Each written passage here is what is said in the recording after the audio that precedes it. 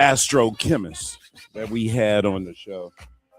And then after watching all of the reports of what's going to happen tonight with the Artemis 2 landing and their re-entry into the Earth's atmosphere, I'm scared now.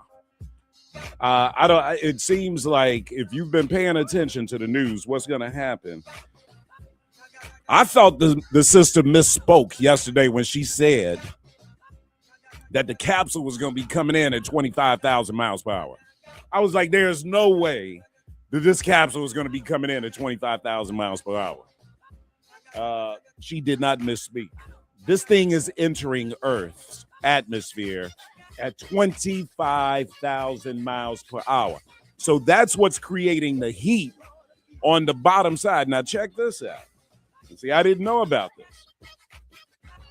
The Artemis 1, when it came in, it had some uneven burning on the bottom of the capsule. So that's why they're concerned. So just to show you how precise these engineers are trying to be, they say that this capsule has to come in at the absolute perfect angle in order to prevent the heat distribution from going to one side over the other, which is what happened on Artemis 1. Now, there's a 13-minute blackout where there's no contact with mission control. So this is all going to play out, guys, in primetime television tonight. That's what's really crazy about all of this. This is going to play out. We are going to see this happen on primetime television tonight, 7 o'clock Chicago time. We're going to see this space capsule basically come from space, traveling at 25,000 miles per hour on fire. Because anything's going that fast is going to generate heat.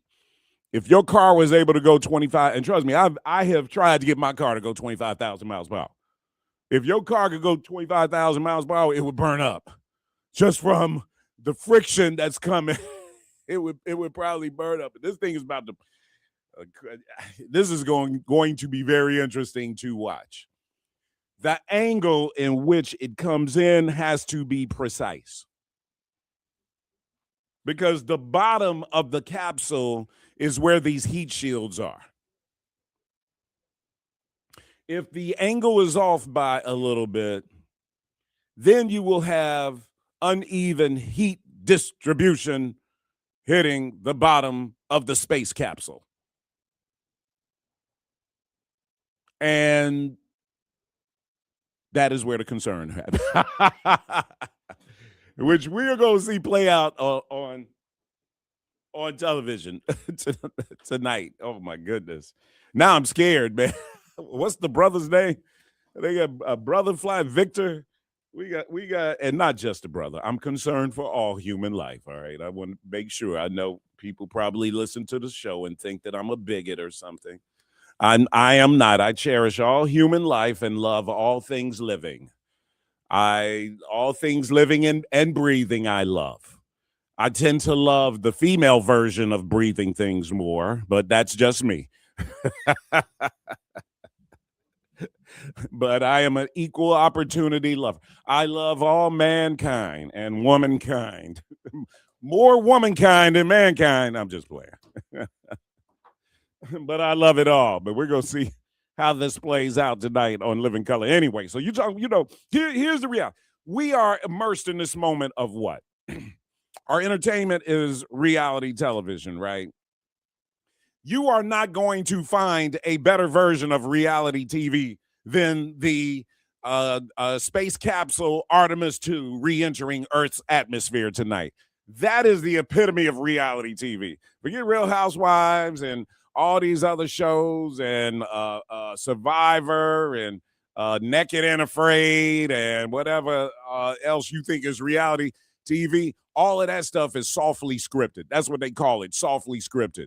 Tonight, Artemis 2 re-enters the Earth's atmosphere This is reality television at its best.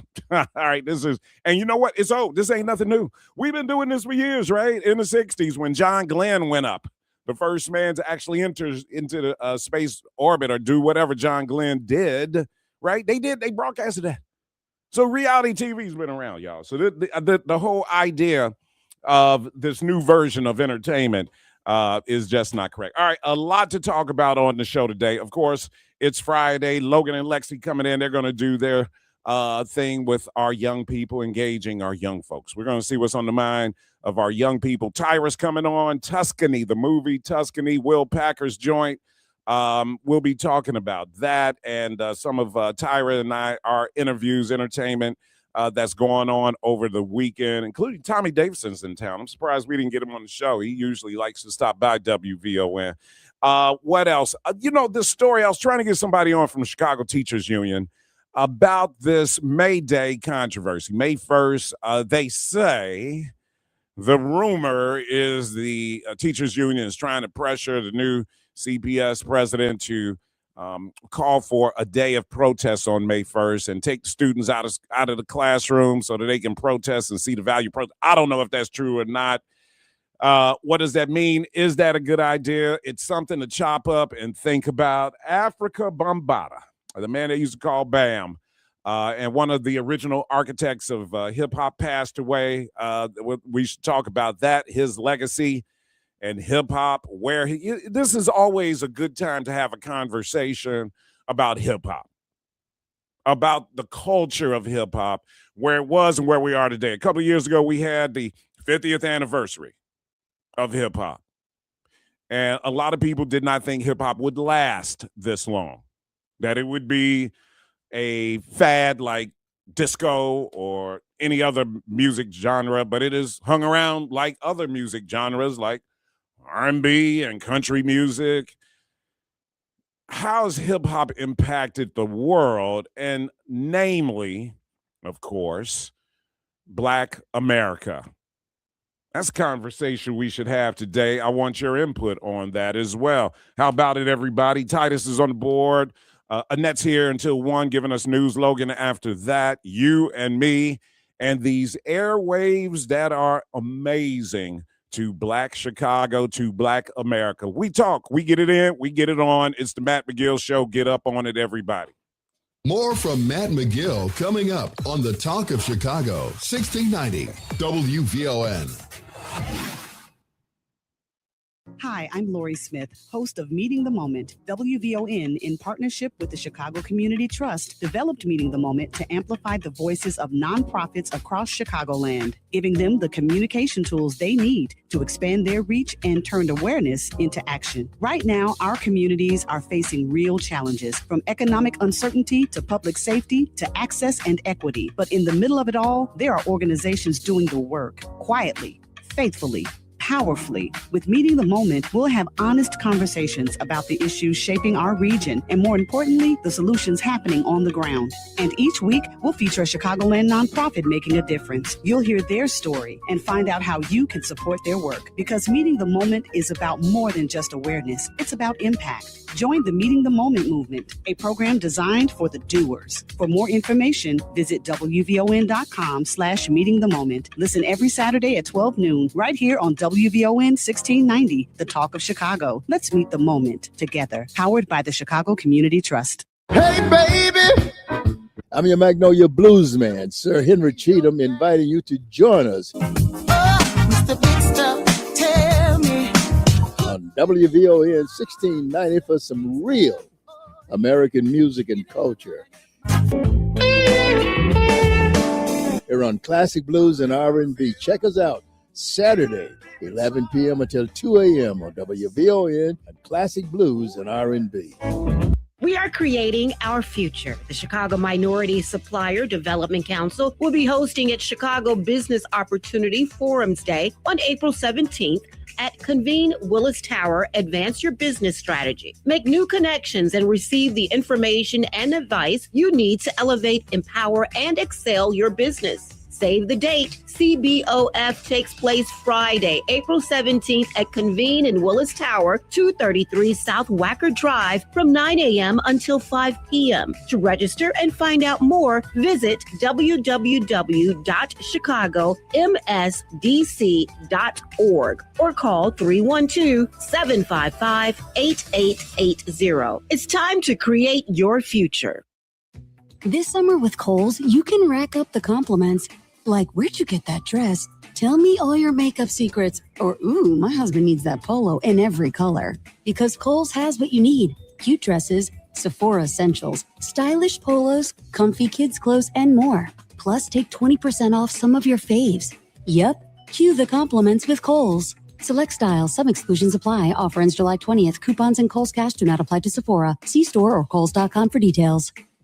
Too many Black women suffer in silence with endometriosis. It's time to start talking about it and get answers. Your reproductive health matters. So this Saturday on the Community Health Focus Hour, host Dr. Edwin McDonald and physicians from Chicago Medicine, Ingalls Memorial Hospital will shine a light on endometriosis, share the facts, answer your questions, and offer real support and resources. Listen on WVON and Facebook Live. The Community Health Focus Hour, Saturdays at 1 p.m., powered by the Urban Health Initiative of Chicago Medicine, at the forefront. Now back to Matt McGill on the Talk of Chicago, 1690 WVON.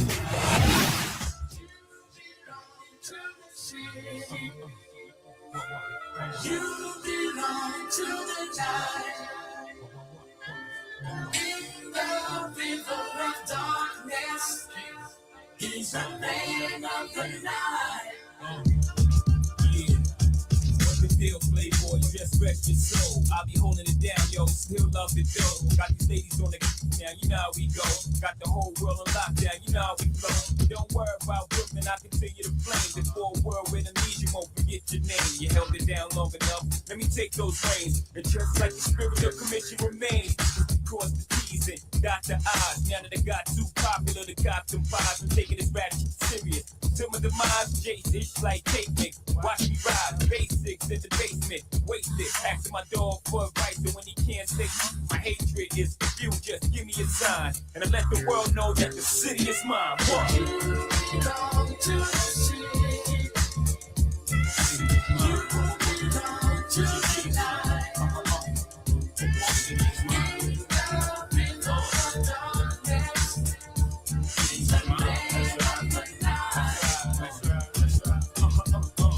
Wanna know how I flow, just seeking you find. I'm like a brain in the voice box. I speak my mind, about to redefine rap, mommy. Either I'm the illest to doing it, or these niggas is losing it. I read an article that said I was grown in it, but every time I look, I'm moving unison quick. So I'ma hit y'all with these last two instead. To leave this with nothing but my influences. Steven the jigger, I ain't mad yet. Wipe my so half of what I sell, cause it's not quite my I'm the type to buy a roadie and just ice my dish on the spot. Oh, coming back twice. How real is that? A floor's game, still intact. Boss game, you lame dudes can't feel that. Like the first dude to cop the 850 and 89 and drove it up to 55th. City is mine. You belong to the city. City is mine. You belong to the night. City is mine. I got some stuff to get the show started today. What I got? Got my iPad. What else do I have here in my magical bag of tricks? Some mushroom coffee that's gonna have me bouncing off the walls, and and then y'all know y'all gonna be in trouble if I drink this coffee. Y'all should be trying to talk me out of it right now. Everybody on Facebook Live should be saying, "No, Matt, don't do it," because y'all know if I get this coffee in me, it's over. It's gonna be. It's gonna be a fight. I want people to call in. Call in. We should do a little survey. Which version of Matt McGill do you like? The one that gets all excited and starts yelling and screaming, or the cool, calm version of Matt, the professional radio personality that comes on and talks about what's in the news today? Black America as we see it here in 2026. Let's talk about it, my friends. Let's talk about the state of Black America. You know, Reverend Sharpton is having his National Action Network convention going on. Did you guys see Governor Pritzker yesterday? Where's Sonya at? Tell Sonya, let's pull up a clip of Governor Pritzker if we can. Yesterday, he was talking to Reverend Sharpton at the National Action Network. I did see, let's see if we can find that clip of Governor Pritzker talking to Reverend Sharpton. Reverend Sharpton has the National Action Network convention going on. I saw Pennsylvania Governor Josh Shapiro there as well. Two guys that want to be president of the United States of America, two governors. Can Governor Gavin Newsom be far away? Now, when we think about, and you know, the likelihood of a governor, right, becoming president of the United States is not a stretch. You think about over in the last, let's see, let's go back and talk about how many of our former presidents have been governors. Let's see. If we go back all the way back to was Franklin Roosevelt? Franklin Roosevelt was governor of New York, wasn't he? I don't know. Hold on. Let's ask. Should we ask this iPad? You know, this iPad is amazing, man. You can ask it questions and it will answer it for you. And it's absolutely amazing. You don't even, you can have half of a brain and be smart, man. I think Franklin Roosevelt was governor. Was Franklin Delano Roosevelt governor of New York before he became president? Let's see what the magical tablet says. Yes! Franklin Delano Roosevelt, often called FDR, was governor of New York before becoming president. Served as governor of New York from 1929 to 1932. Who was president after Roosevelt? Everybody raise your hand if you know the answer to this question. It was Harry Truman. Was Harry Truman governor of, I think Harry Truman was from Missouri, wasn't he? Hold on. Let's ask. Harry Truman was not governor, but I'm going to ask the question anyway. Was Harry Truman governor? I know the answer to this. And no, Harry S. Truman never a governor. Yep. Jackson County, Missouri. And then who was president after Harry Truman? Everybody raise your hand if you know the question. Answer that question. It was General Dwight David Eisenhower. We know he wasn't governor. He was a war hero and became president. Who was president after Eisenhower? At the time, he was the youngest president in the history of America. Probably still is to this day, John F. Kennedy. We know he wasn't governor. He was senator, congressman and senator. After Kennedy was LBJ, he wasn't governor. After LBJ was Nixon. Nixon wasn't governor. After Nixon, it was, who was in there? Gerald Ford. He wasn't governor. Jimmy Carter was governor of Georgia. After Jimmy Carter was Ronald Reagan wasn't he governor of California? After Reagan was George H.W. Bush. He was not. Bill Clinton was governor of Arkansas. George W. Bush was governor of Texas. Barack Obama was governor of Illinois. No, he wasn't. And Donald Trump was governor of We know the answer to that question. He was governor of the Trump Enterprise, my ass. Joe Biden was not governor of Delaware. So you see, governors tend to become presidents, though, now, don't they? All right? And so that does happen a lot. Here we are looking at Josh Shapiro, J.B. Pritzker, Gavin Newsom, Andy Beshear's name is also out there on the Democratic Party side as a potential presidential candidate, governor of Kentucky, because he's a Democrat and he's governor of a red state. Is there a wild card in there that we're not looking at or talking about? Oh, Wes Moore, a governor of Maryland. I mean, you look at it, man, everybody that's up for consideration in the Democratic Party to be the next president of the United States is a governor. You know, should we be looking elsewhere? Is that the problem? I mean, the Republican Party, they like Donald Trump because he's not a politician. He's not a traditional politician. Who on the Democratic side would be a non-traditional politician? A businessman that could run for president. Dr. Willie Wilson. But I'm not sure if Doc's a Democrat or not. So, you know, maybe the Democrats need to be looking for somebody who is not a politician to be their candidate for president of the United States. All right, 591-1690. I'll open my phone line, see what's on your mind on this Friday. Don't go anywhere. Net has WVON News coming up right now. A gray Friday in Chicago with temperatures are expected to top out in the 50s. I'm in Illinois, and here's what's happening. Tackling gun violence tops our news. Chicago Defender CEO Maïdi Sinstak Rice and Reverend Sierra Bates Chamberlain of Live Free spoke with WVON's Cleopatra Draper last hour about random violence versus targeted attacks. The thing is Saturday, isn't it? There is nothing random about violence in Chicago. She says when it happens to an individual, it happens to the entire community. So it becomes not just targeted. It's all, you know, it includes all of us. And our communities, like ours, it doesn't feel targeted. It feels like unpredictable. It feels constant, and it creates a sense of fear. Reverend Sierra Bates Chamberlain says the use of the word random is an attempt to soften the impact by normalizing violence. If everybody would refute the conditioning, then whether you're on the north or the south side of Chicago, you would be ringing the alarm and yelling that gun violence is an issue, a public health issue that impacts every single last one of us. Both say because of the word normalized violence, statistics oftentimes in Chicago are misleading. A Chicago City Council member is looking closely at a few options to curtailing the uptick of teen takeovers in the city. And Fifth Ward Alderman Ray Lopez says it can't be solved soon enough. It's barely April, and we've had half a dozen street takeovers in the city of Chicago, drag racing from one end of the city to the next. We need to do something. The city's Committee on Public Safety is discussing several ideas from snap curfews to tougher enforcement for trespassing. Now, the gatherings have led to several disturbances and also has resulted in violence and arrests.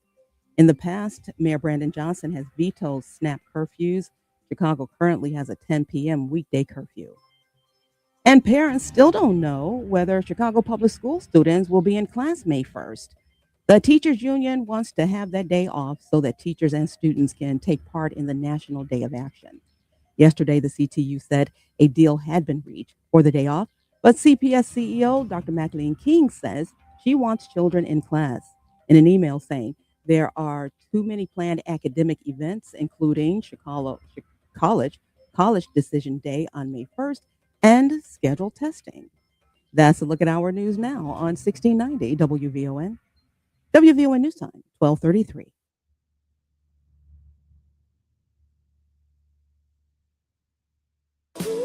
WVON birthday celebration continues on Saturday, April 18th at the City Winery as we host the legendary Regina Belle.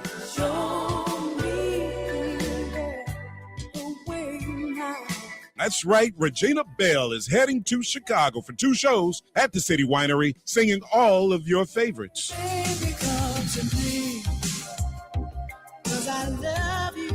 This is your boy Maddie. Come join me. I'll be hosting both shows at 5 p.m. and 8:30.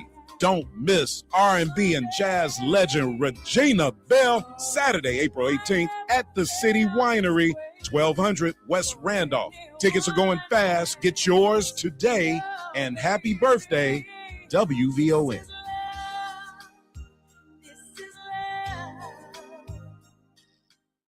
It's Rufus Williams. This is not the America that we thought it was. Certainly not now. And whatever pushing has to go to reverse that, I'm sure that Keith Ellison and the others there in Minneapolis are doing it, because anything that's happening anywhere can happen right here to us. And there's no reason to believe in any way, shape, or form that you can be separated from it. Weekdays at 7 a.m. on The Talk of Chicago, 1690 WVON. Now back to Matt McGill on The Talk of Chicago, 1690 WVON. All right, Fetty. Let me tell you a little something about them yams. I'll be trying to bust this down for you. All right. Can I get to the yams? Sweet yams. Show me the way.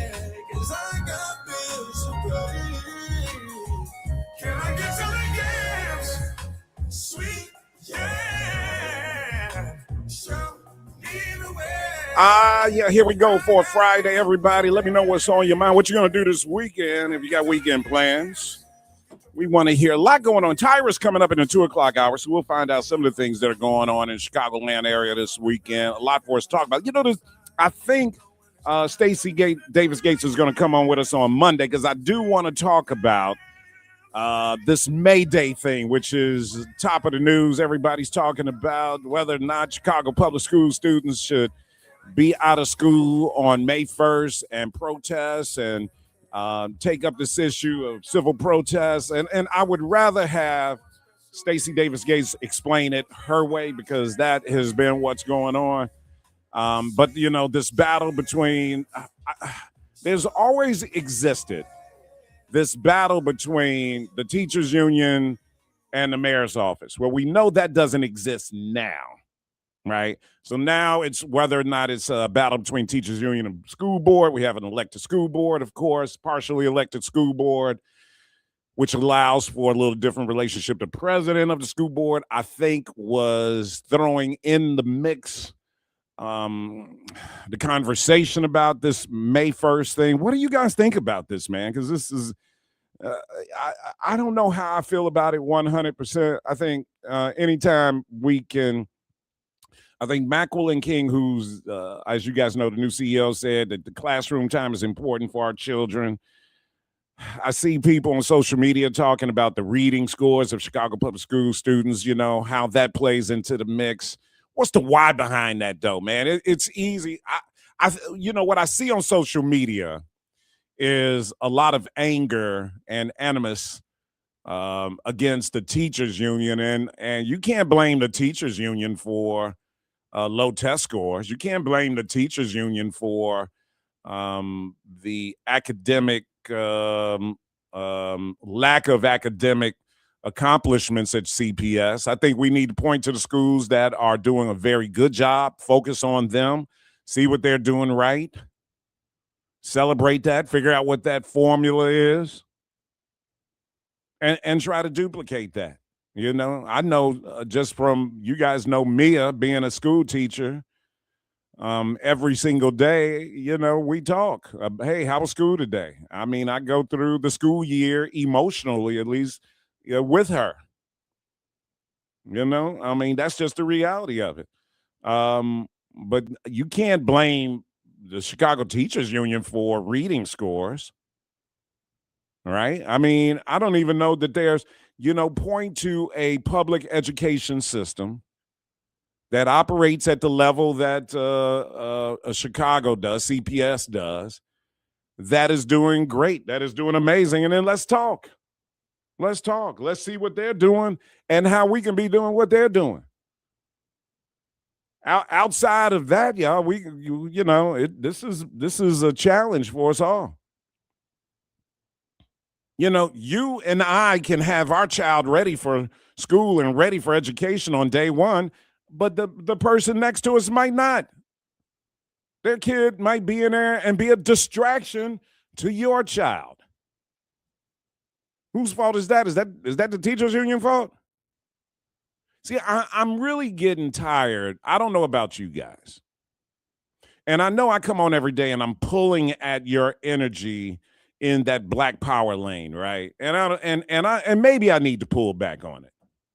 Maybe I need to pull back on it. But I'm tired of seeing like the attacks on black leadership. Social media, and I know a lot of, you know, you got bots in there, so you got to watch that and make sure you're not, you know, reacting to bots on social media. But any time somebody has an opportunity to criticize Stacey, they do it. And it's always like this subliminal racial comments that are in there. I'm tired of that, man. It's 2026. I'm black. You're black. We live in Chicago. We got to step up to people and be like, hey, what do you mean by that, man? You being a little racist there? And so I asked the question earlier on the show, what version of me do you prefer? Do you prefer when I'm more professional about these conversations, or do you prefer when I'm getting a little animated about, you know, F that, man. This 2026. We can't have white people insulting black people using racial. Let me tell you the story. In fact, let me look at my emails and see if the NAACP of Virginia responded to me. There's a political action committee in Virginia that is doing mailers, and they're using KKK imagery and mailing stuff to black households. You know, we're talking about 2026. This is 2026, y'all. See, we can't sit back and just kind of pretend like this is not happening in real time when it is. People are getting comfortable insulting you, black man. And they're doing it. It's like they're chipping away at what the line is. Let's see if we can. Look, Mayor Johnson has a Facebook page where he will post when he's doing stuff, and you read some of the comments, and there are people that just put ape, A-P-E, ape in there.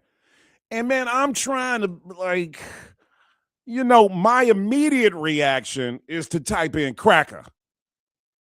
And I'm trying to figure out, like I said, that's why I'm asking y'all, man.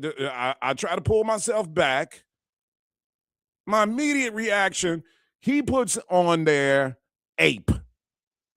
This is the mayor's Facebook page. Ape. As a black person, when I see that, I get triggered. Now I'm trying to figure, because I don't know the technology, guys. I don't know what's a bot and what's not a bot.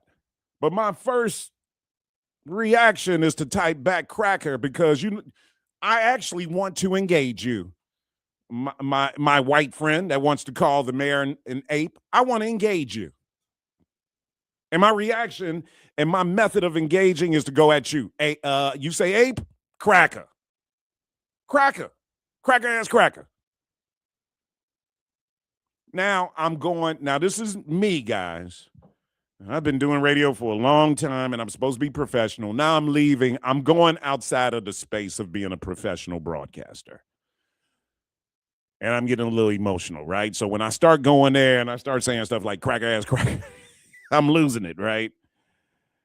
And so I'm trying to figure out, because see, if I keep going there, it boxes me in a little bit when it comes to other stuff. But there's part of me that's like, at this point, I give no. And I know I'm making myself a target by talking about Israel all the time and Jews. And somebody's going to come at me. They're going to try to, take me down. And I'm just like, I don't know where to go with it. But I'll go somewhere with it. Let's figure this out together. Tim, welcome to WVON. What's on your mind? I'm Tim. Maybe that's not Tim. Hold on. Let's see who's Tim. Welcome to WVON. We got two Tims on there. Yeah, Matt, what I'll say is you just be yourself. That way, I mean, it comes authentically. I mean, you gotta feel for, what's transpiring in your head. And so to your point, you just got to be you. If those words come out and that's what you mean, it's your show. You take it from that perspective. And that's why people, love what you do or hate what you do, either one way or the other. But my point, to answer your question, is go forward and be you, and make your show who you are. That's all. Take care. All right, thank you, brother. I appreciate I appreciate that, man. But I think what I'm trying to do is there's part of me that thinks though that what I'm doing is more aligned with podcasting then, man, because I don't want to bring the radio station down into the doldrums of what I'm doing. You know what I mean? And my commentary, man, because I might be insulting people a little too much, man. You know what I'm saying? King Israel, what's going on, brother? My brother. Thanks for taking my call. You had me call in because you said what I like. I'm gonna just tell you that I'm gonna buy you a brick of road or white port. Which one you want? So I haven't had white port in a long, long time. Now, former Alderman Rod Sawyer had a 70s party. Uh-oh. And he had he was fully equipped with Wild Irish Rose and Boone's Farm and all of the drinks from the 70s that we grew up on. He showing up was I don't know how he got it, man, but he got Wild Irish Rose, he got Boone's Farm. He didn't have white port though, my brother Israel. That is okay. Woo! I had to go there with you because I know when you say you have a tip, you go off. So I love when you go off. But you know what, Matt? Do people understand what white port actually tastes like? I mean, are there people out there that white port is one of the most disgusting things you'll ever drink in your life? It wasn't during the Robertson Julian football game. Oh man, yeah, I know your boy Holmes was. Man, your boy Holmes played better. I'm asking, do he know you, man? Because he's still trying to get his son that job. But anyway, is that right? Be yourself. The brother just said, be yourself. I'm with that 100%. Man, them fake Jews, go at them, man. They days numbered, man. They days numbered. I know the Jews controlled all, probably this radio, other radio. Man, they days numbered, brother. So all I want to call in and tell you, be yourself like the man just said. And what you want, a white port, brick of rose, or a gallon of gin? Because you need to tell the truth. White port, man. For those of you who do not know about white port, it is the most disgusting thing you'd ever drink in your life. And then we used to mix it with lemon lime Kool-Aid. Oh, Lord have mercy. But the Kool-Aid wasn't sweetened, man. So all that did was just take that bite off of it a little bit. It was still like, this tastes like something disgusting. Now it's lemon lime and disgusting. And we I'm not telling on myself. I was 12 years old. How old was you then? Because I don't see how I met you on 71st. Man, brother, that stuff, man, used to be disgusting. I said, how old were you when you was drinking it? I think the first time I probably drank some white port, I had to be a teenager. I was probably like 13, 14 years old. I wasn't even a teen. That's what I'm trying to say. That's why I respect you, because you ran around my OGs under you. People don't know you like I do. Actually, I was a little younger because I remember coming home. I remember coming home and eating some chocolate chip cookies, some shake and bake. That's right, Rodney Ware.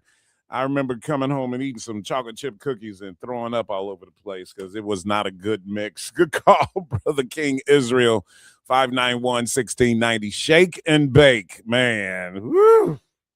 Y'all bringing back some memories there, Brother King Israel.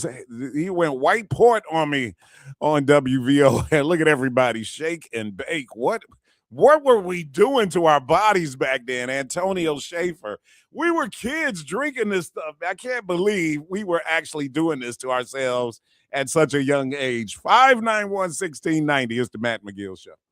More from Matt McGill coming up on the Talk of Chicago, 1690 WVON. Bond TV's Friday Nights of Premieres continues this Friday. Don't miss Newburgh Sting. Just outside New York City, Newburgh Sting explores a controversial FBI operation that made national headlines and still raises questions today. In 2009, 4 men from a struggling town were drawn into a terror plot only to discover the plan was orchestrated by the very person leading them. Was specifically designed to turn them into terrorists. This is real life. How could you prey on your own American people?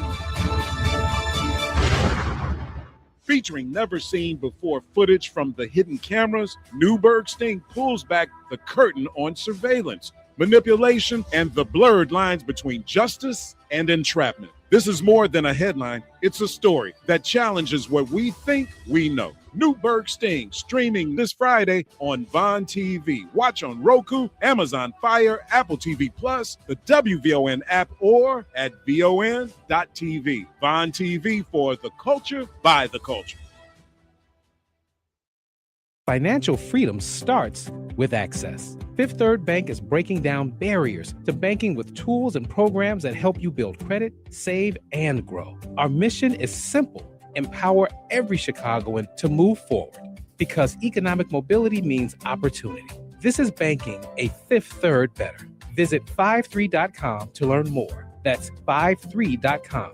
Fifth Third Bank, National Association, member FDIC. Have you checked out WVON's digital streaming network, Vaughn TV? It's everywhere on Roku, Apple TV Plus, Amazon Fire, on the WVON app, and at VON.TV. Vaughn TV, it's cultural content on purpose. This summer with Kohl's, you can rack up the compliments like, where'd you get that dress? Tell me all your makeup secrets. Or, ooh, my husband needs that polo in every color. Because Kohl's has what you need. Cute dresses, Sephora essentials, stylish polos, comfy kids clothes, and more. Plus, take 20% off some of your faves. Yep, cue the compliments with Kohl's. Select styles, some exclusions apply. Offer ends July 20th. Coupons and Kohl's Cash do not apply to Sephora. See store or kohls.com for details. The movement for repair is growing, from city halls to parliaments and around the world, from Chicago to Cape Town, from Evanston to the UN. I'm Robin Rousseau. And I'm Cam Howard. Together we're bringing you Reparations Now, where we talk power, policy, and progress, local, national, and international. It's about justice. It's about repair. It's about time. Reparations now, because justice cannot wait. Reparations Now, Saturdays at 4 p.m. only on WVON 1690. Now back to Matt McGill on the Talk of Chicago, 1690 WVON. Hey, Bobby, why do you like soul food? Because it makes me happy. Pass the peas like you used to say. Pass the peas like you used to say. Pass the peas like you used to say. Pass the peas like you used to say.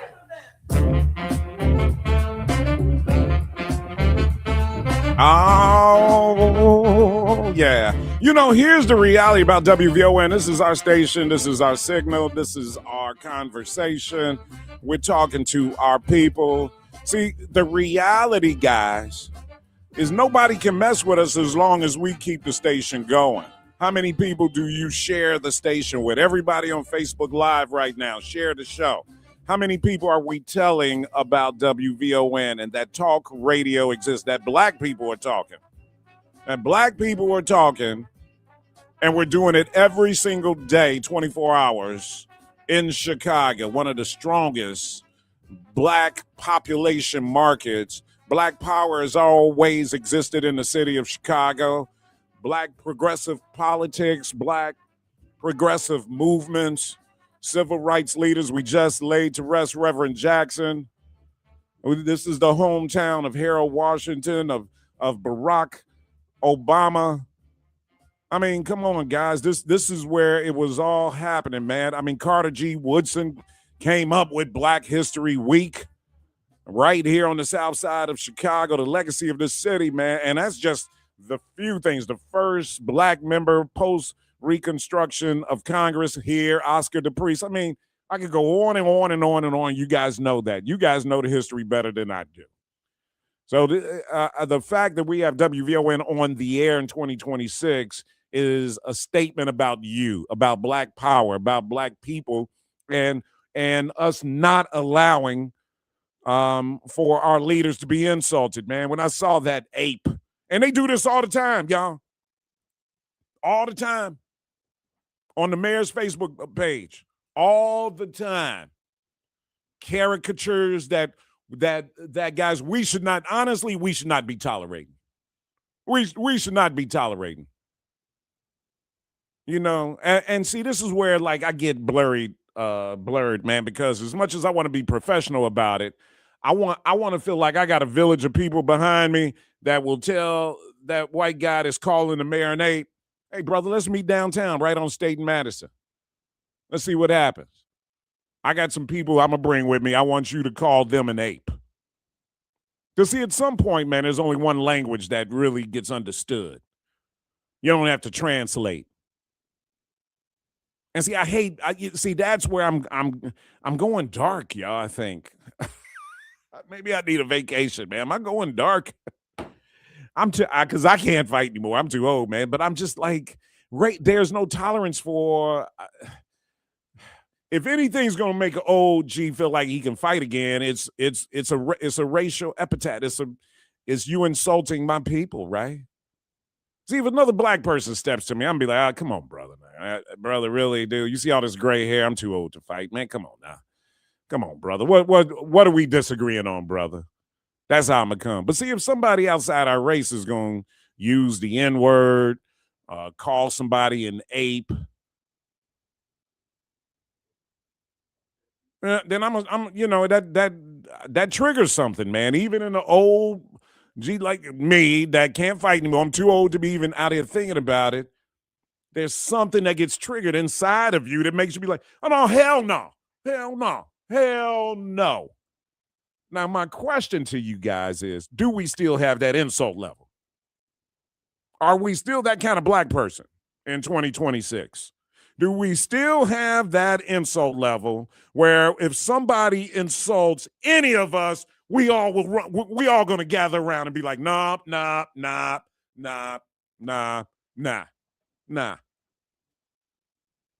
At least there's a meet downtown. Yeah, see, I got to say downtown, so I want it to be somewhere where they feel safe.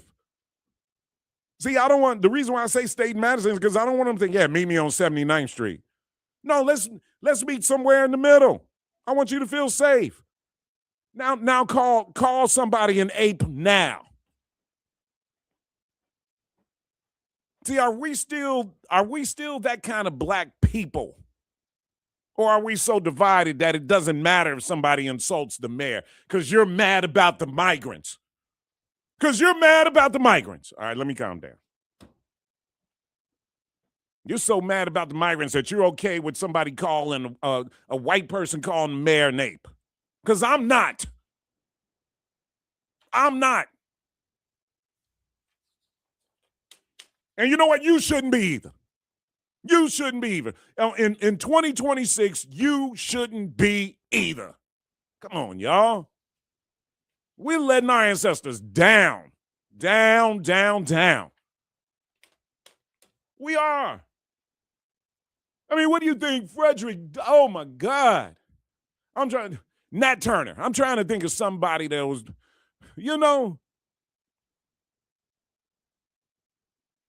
what do you think Nat Turner would be thinking about when he was, dude, I'm seeing it on social media, the mayor's pay. You know what I'm saying? You don't have to, man, that would be like somebody going on Mayor Daley's page back in the day and calling him a cracker. It's happening, man, in real time. No, it's just a coffee, Lee. I ain't no edibles. I've got edibles in my bag, man. I'm too scared. Honestly, Lee, man, I'm not an edible kind of person, man, because I grew up old school, man. I can't. If I'm going to do that, I got to know when it's going to hit me, man. I can't be surprised, brother. If I'm going to do some weed, I cannot be surprised. I can't do an edible and then it hit me an hour or a half hour later. I need to know what I'm doing, how high I'm going to be. You take that first little hit real soft so I can see, oh, okay, this is some of this. All right. Oh, you take that one little hit and you blast it, you're not going to take a second hit. See, with edibles, I don't know edibles. I don't know the chemistry behind edibles, dude. I do not mess with edibles. I'm sorry. I kind of wish I did, but I didn't. All right, we'll take some phone calls when we come back. I've got Art, James, Terrence, Susan, JB, Sylvia. Oh, JB, that's Governor Pritzker. You heard I was talking about him. He called the Matt McGill Show. Don't go anywhere. WVON Headline News coming up next, y'all. Good Friday afternoon, Chicago. I'm Logan Page, and here are your news headlines. Rising concern over random gun violence in Chicago. Illinois governor stops short of announcing bid for president in 2028. Michigan man arrested in Bahamas after wife disappears. And YouTube premium increasing prices. National news from the Black Information Network is up next on Chicago's only urban talk radio station, WVON 1690 AM. Berwyn, Chicago.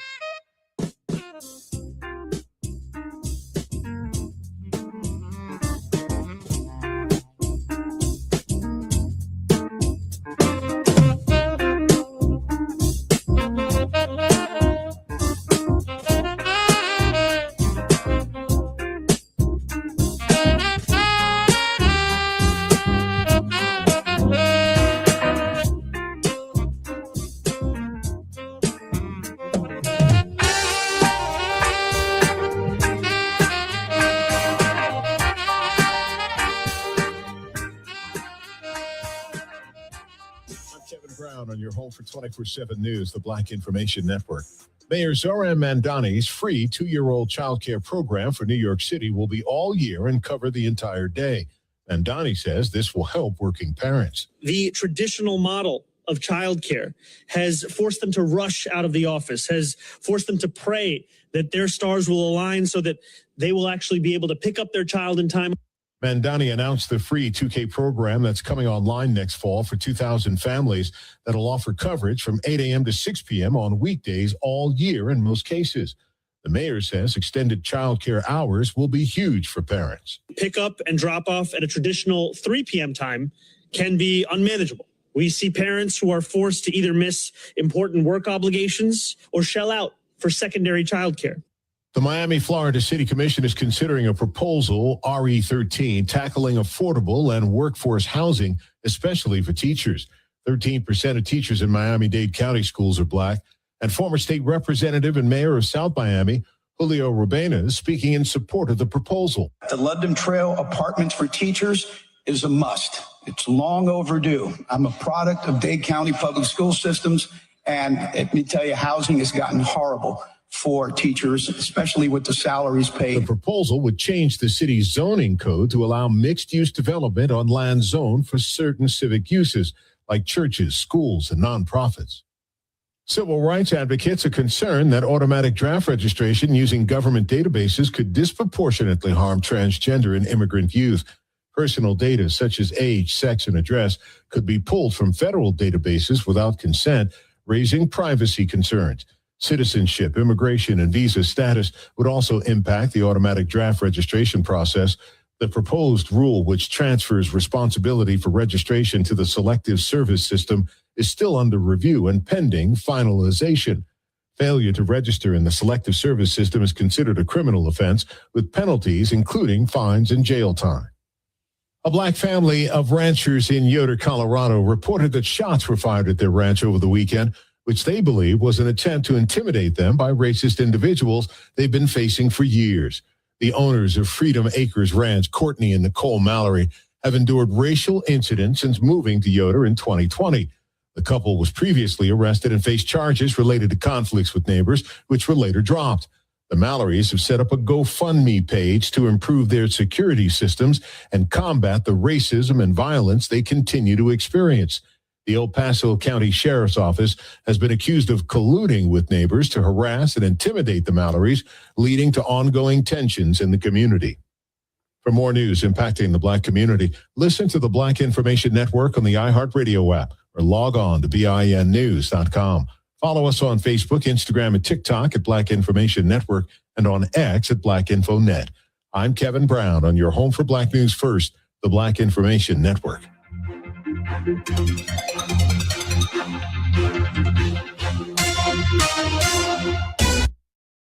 Hi, I'm Lori Smith, host of Meeting the Moment. WVON, in partnership with the Chicago Community Trust, developed Meeting the Moment to amplify the voices of nonprofits across Chicagoland, giving them the communication tools they need to expand their reach and turn awareness into action. Right now, our communities are facing real challenges, from economic uncertainty to public safety to access and equity. But in the middle of it all, there are organizations doing the work quietly, faithfully, powerfully. With Meeting the Moment, we'll have honest conversations about the issues shaping our region and, more importantly, the solutions happening on the ground. And each week, we'll feature a Chicagoland nonprofit making a difference. You'll hear their story and find out how you can support their work. Because Meeting the Moment is about more than just awareness. It's about impact. Join the Meeting the Moment movement, a program designed for the doers. For more information, visit WVON.com/Meeting the Moment. Listen every Saturday at 12 noon, right here on WVON 1690, the talk of Chicago. Let's meet the moment together. Powered by the Chicago Community Trust.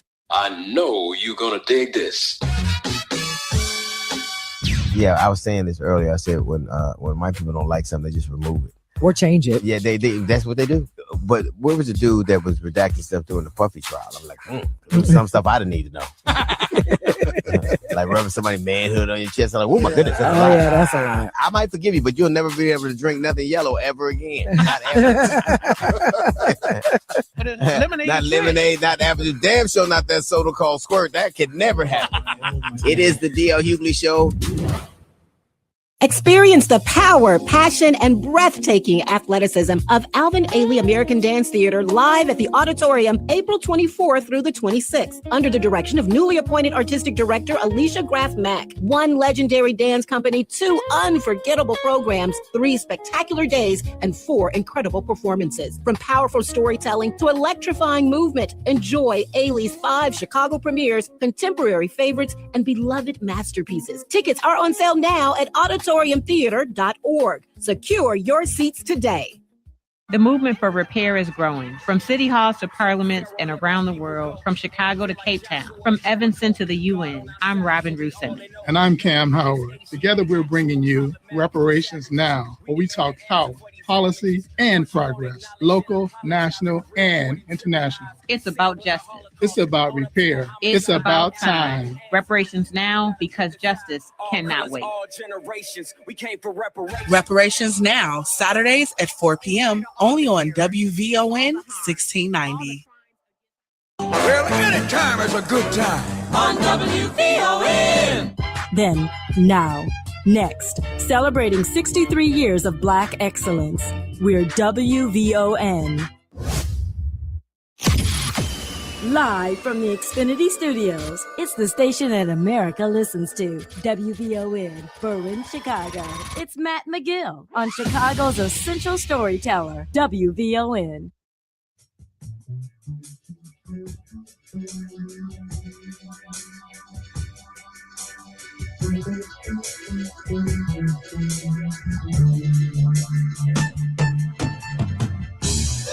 All right, guys, you don't want to forget all the stuff we got going on. We're doing a WVON night at the Black Ensemble Theater on Friday, April 24th for the return of the award-winning hit, The Jackie Wilson Story. I've seen this before. It's great, guys. You don't want to miss it. Hosted by Tiva Buchanan and LaDonna Ray at the Black Ensemble Theater, 4450 North Clark Street. Get your tickets now at ticketfalcon.com. WVON is 63, and we're still having fun. This is part of our celebration. Also, get tickets, guys, because I'm hosting 2 shows, right, with Regina Bell at the City Winery on Saturday, April 18th. Show at 5 o'clock and another one at 8:30. This, again, part of our being 63rd year on the airwaves. Go to City Winery and get your tickets for that one. And then, look, we're giving you stuff to do, guys. Friday, April 24th is Jackie Wilson. Saturday, April 18th, Regina Bell. We got all this stuff going on. All right. And I think I'm giving away tickets today to go see Alvin Ailey in American Dance Theater. The Auditorium Theater. Go to auditoriumtheater.org. Get your tickets to legendary Alvin Ailey American Dance Theater. Art strong as hell in Chicago. Jazz Travels Joe says 1 edible, 10 milligrams. No more than that.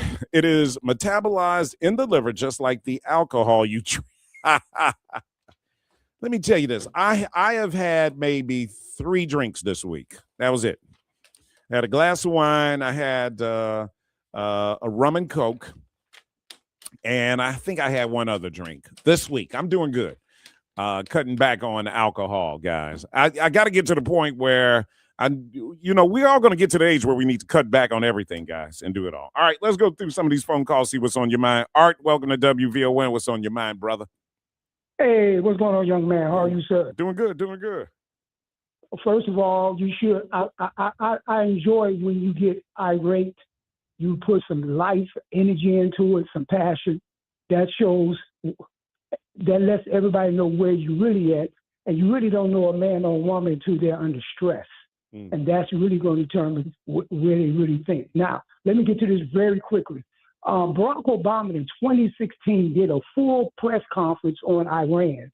And that was the time when he said that he sent $1.7 billion over to Iran for whatever their reason was. Everybody was talking about was ransom to release the 4 prisoners and basically got into some money. Well, it was their money, right? It was their money that we were releasing back to them. Right. Okay, let me just say it. That's what they say. Right. At the end of the day, that's the story that they told. They were their money, but we don't believe none of that. Well, wait. Well, no, I mean, that part is true, though, Art. It was their money. It was money that the United States, that they had in American banks, and we froze it because of terrorism, right? Something like that. That's even better. Right. So at the end of the day, we had 4 or 5 decades of this particular country sponsoring terrorism, committing all types of acts and crimes against other countries and nations, doing all types of stuff. Well, yeah. And every president said, don't. Every president said, I will use the full military. Even Hillary Clinton said, we will obliterate them or destroy them. Every president said the same thing. Do you know how much money that the government of the United States has spent in what we call investigating, using the FBI and all the stuff to monitor these people?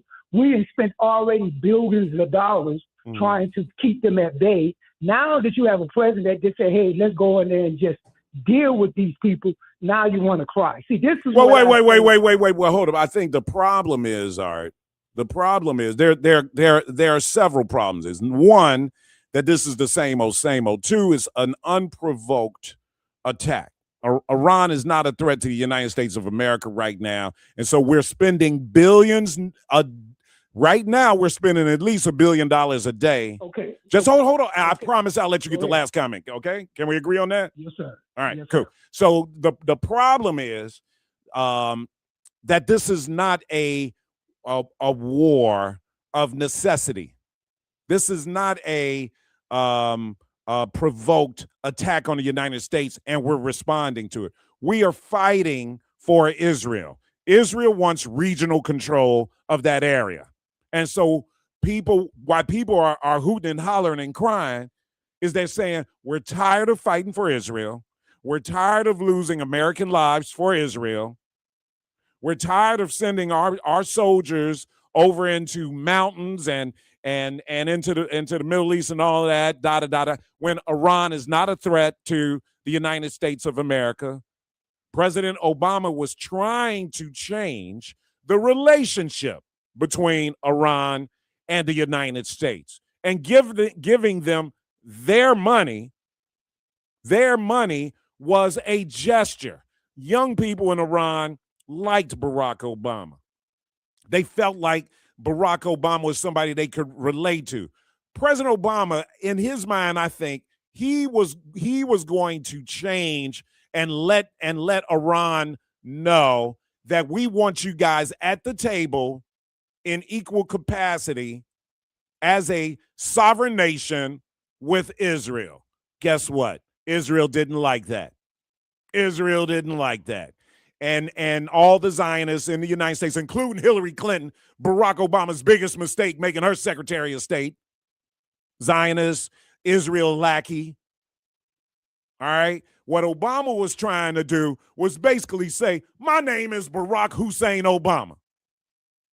The way your young people for the next 100 years are going to feel about this country, I want to change it.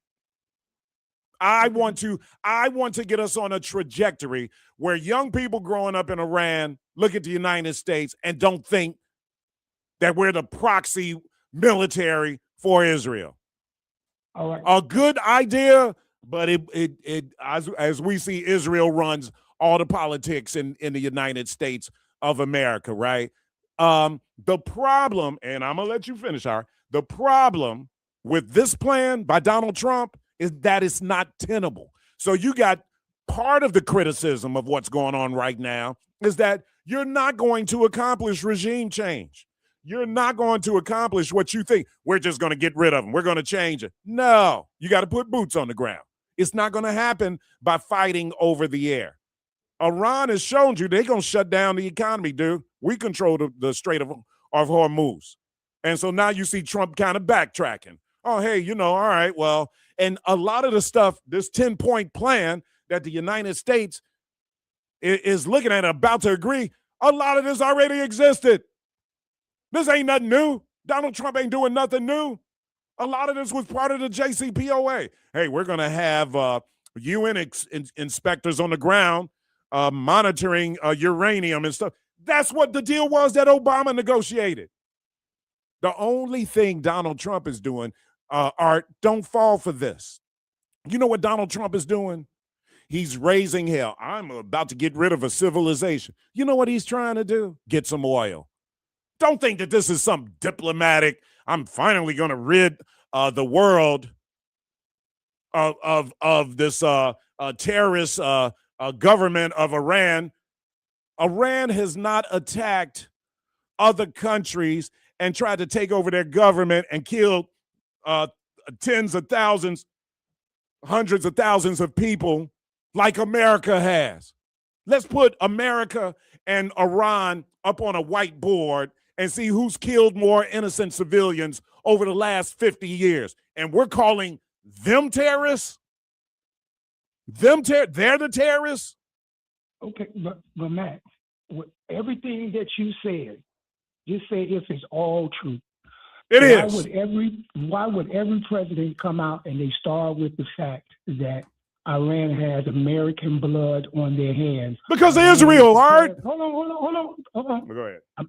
I'm just saying, why then would your favorite person, Kamala Harris, follow suit and you want to elect her? Why would she do that? Why wouldn't Barack Obama, since he has so much balls to say all of that, then why didn't he say, and Kamala Harris and your guy Biden come out and say, I support reparations? Since you are a lover and a concern. I don't know. All right, dude. You're talking about, that's a whole different conversation, brother. No. Yeah, that is, Art. All right. That's a whole, I got to let you go on that one. That's a whole nother conversation, brother. You brought reparations, man. You just pulled something. What was this, a bait and switch on me? If you want to talk about reparations, let's talk about reparations. We're talking about the Middle East and the war in Iran, and you think Trump is doing this because of some diplomat, he's going to eradicate the tyranny and the pain from that Iran and terrorism. No, he's not going to do a regime change. No, Donald Trump is trying to get money. He's trying to get control of oil, and he's trying to scare the hell out of their government to get them to make a deal with him where you will have some. The man already said, hey, they're charging a toll for ships to go through. Trump already floated out there, hey, we'll split the money. Donald Trump is not trying to do anything for humanity. He's trying to do something for the Trump organization. 591-1690. We'll take more of your phone calls when we return on the Matt McGill Show. More from Matt McGill coming up on the Talk of Chicago, 1690 WVON. Tuned in to your favorite WVON personalities on Facebook Live? Don't just watch, like it, love it, share it. Every click helps us grow the conversation and keep the community strong. So remember, like it, love it, share it, Chicago.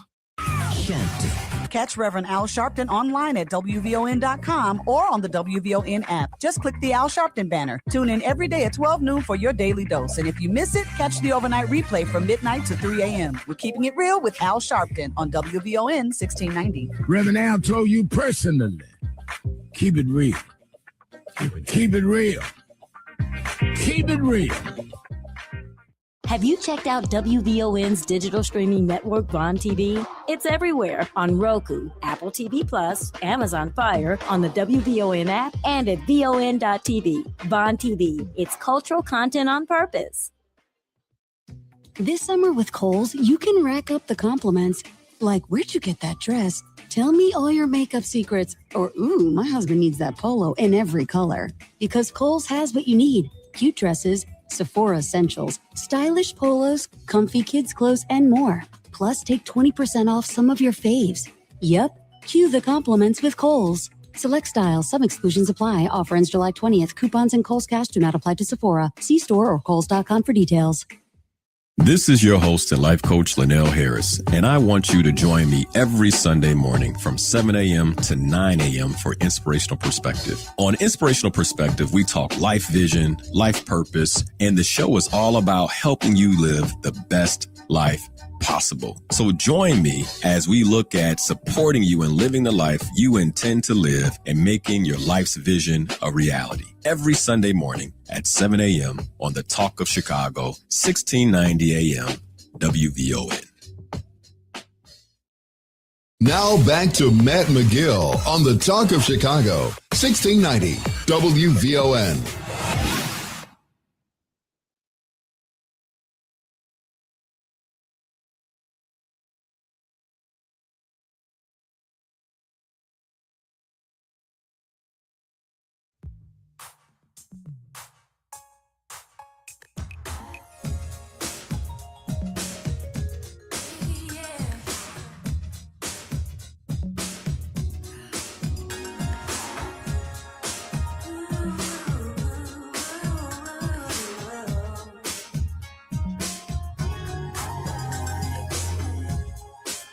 All right. 591-1690. Man, look, guys, the war in Iran, President Trump, he's on some BS. Everybody is clear on that except for Fox News and maybe even some of the Republicans, man. You are seeing Republicans that are pushing back on what Donald Trump is. You're seeing Republicans that are saying, please, what are we doing? Wasting money. We're about to put American soldiers in jeopardy. Iran was not a threat to the United States of America, guys. The only reason why they may say stuff like death to America is because of, guess who? Israel. Now, I'm not anti-Semitic. I'm anti-Israeli government. My heroes are the Israeli Jews that are protesting their prime minister, their government. The American Jews that are protesting the genocide that exists, that has been going on, the killing, my American Jews and Israeli Jews that are protesting the murder of civilians in Iran, in the Gaza Strip. You are amazing human beings. Amazing and brave and courageous to stand up to Benjamin Netanyahu, to be an Israeli Jew and to be in Israel and to protest your prime minister. You are an amazing human being. We need more of you. All right? Nobody anti-Semitic here throw that bull crap. I wish somebody would throw that bull crap at me. Yes. In fact, let's get somebody on from anti-def with somebody. I wish they would throw that crap at me. It's the problem. They throw it around like it's they're just careless and reckless with it and scare everybody away. Kanye West can't go to the UK because he's anti-Semitic. How the hell does the United get that? Just shows you how people are scared. They're being dog walked. The Rothschilds, y'all know all the people that run the UK, even though they speak up against. That's why I love Ireland and Scotland. Brother, they go at Israel so hard. I love it. They're almost putting the middle finger up to the UK, saying, y'all can suck ass if you want to. We're not. We're not. I mean, what's going on in this world is ridiculous. Donald Trump could care less about anything else but making money. And you know what? And that part of me is not mad at him because we've allowed him to be that person. We've allowed him to be that person. His entire life has been transactional. Donald Trump wants some oil control with Iran. That's what this is about. Do you realize how much power Iran has because they control the Hormuz Strait? And Donald Trump realizes that. He wants some control of that. And this is his way in. And for Israel, it's getting rid of this country that, yes, they hate Israel. But they have see, here's the problem with Art's whole thesis is like they terrorism against America. They're terrorists. Let me tell you this. The only reason why any country in the Middle East has a problem with America is because of Israel. What President Obama was trying to do was change the way young people think about America over there. And at some point knowing that was going to get to the old regime. And if they could normalize a relationship, let me tell you, man, Benjamin Netanyahu and Barack Obama did not get along. Very cold relationship. I'm seeing videos now of we're finding out that the Mossad may have been behind the assassination. I know this is a conspiracy theory of President Kennedy, because Kennedy was nixing, saying no to Israel having a nuclear weapon. So now we're seeing people are saying, no, they were behind the assassination of. You see, something's not right about the leadership of Israel over the last 70 plus years, guys. There's nothing wrong with an American saying that and standing up on that, because there are Jews that are saying that.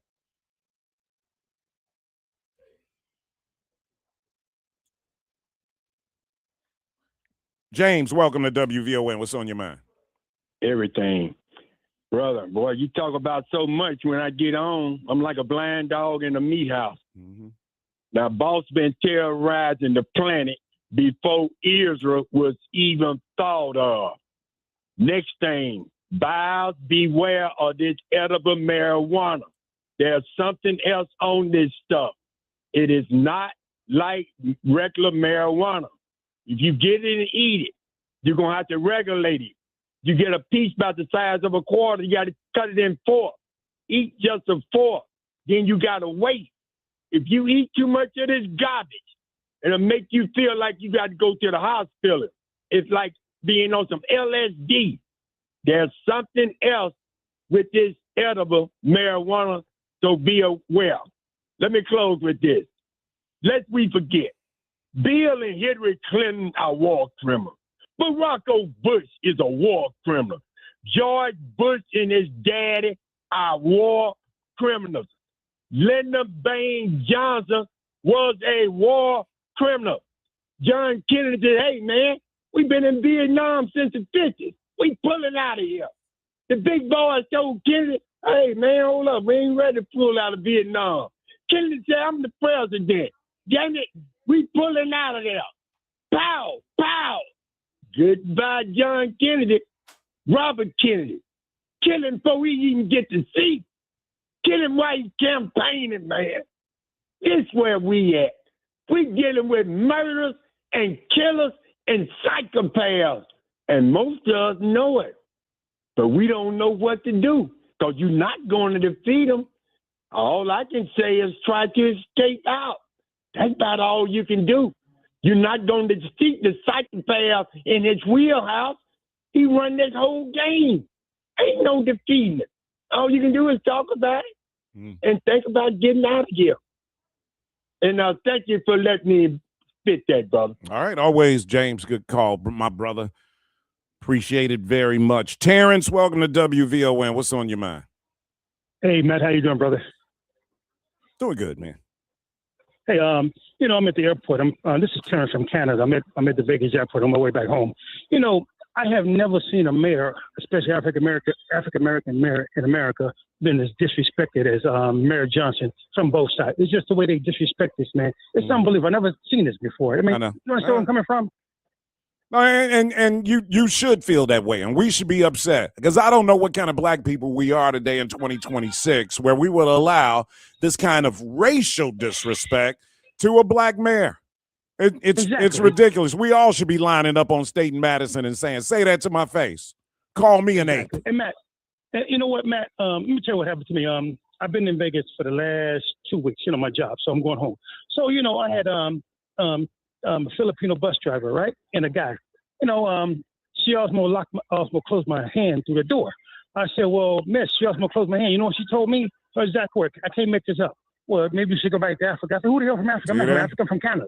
There you know go. what I'm saying? So Trump has gave these people, absolutely, the right to try to say anything that they want. And then, hold on, I get this more. Then I had a bus driver, a guy. He said the same thing to myself. Wait a minute, this can't be happening. So I reported his ass in.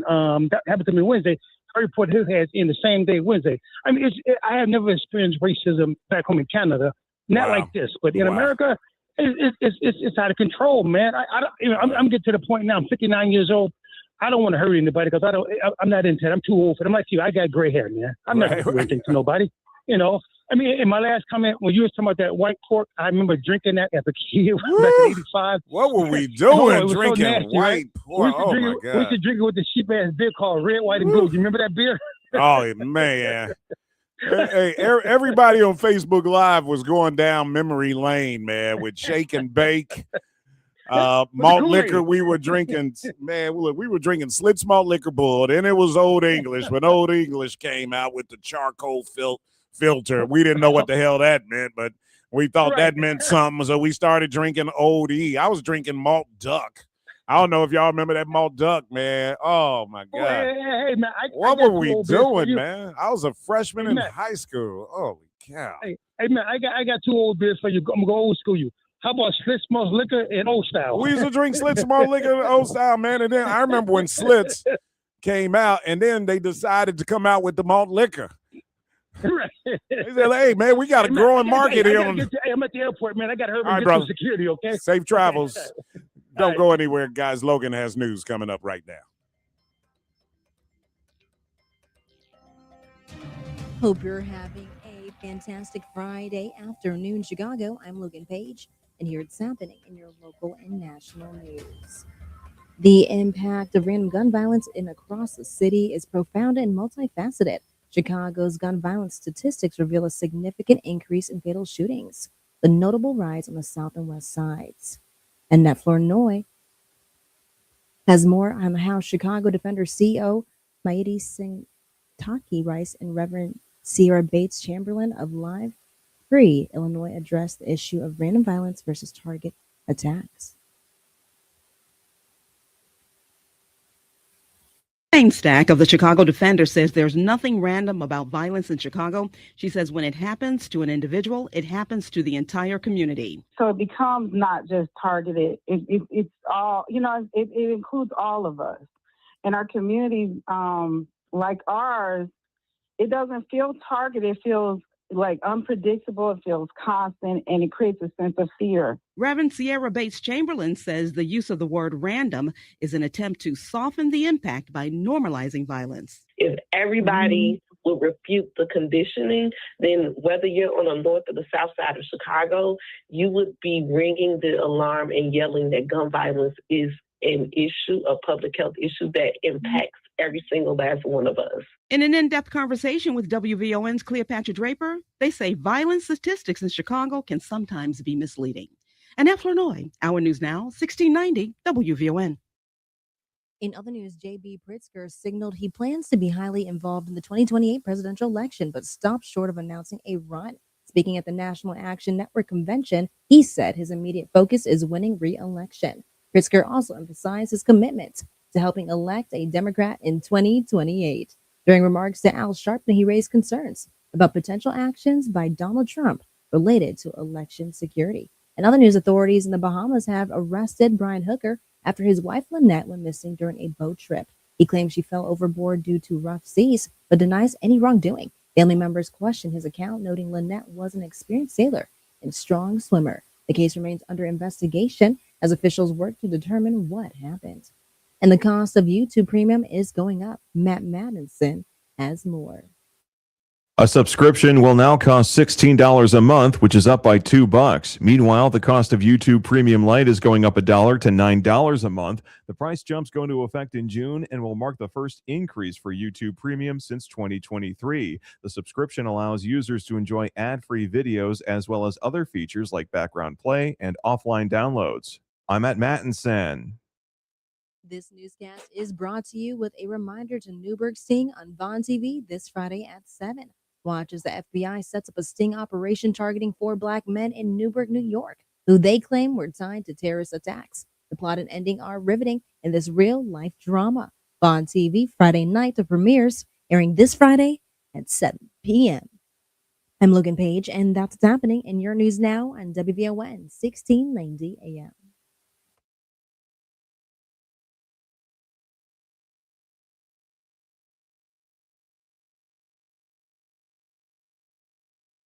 Plans. So the Obamas didn't. The Obama Presidential Center opening Juneteenth weekend. Chicago is more than history, it's Black history. We're WVON. At ComEd, we create financial assistance programs with you in mind. It's one reason we created SAM, our smart assistance manager, to help families like yours take control of their energy bills.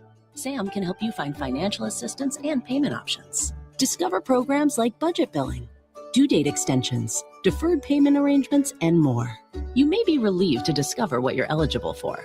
Learn more at ComEd.com/SAM. ComEd, powering lives.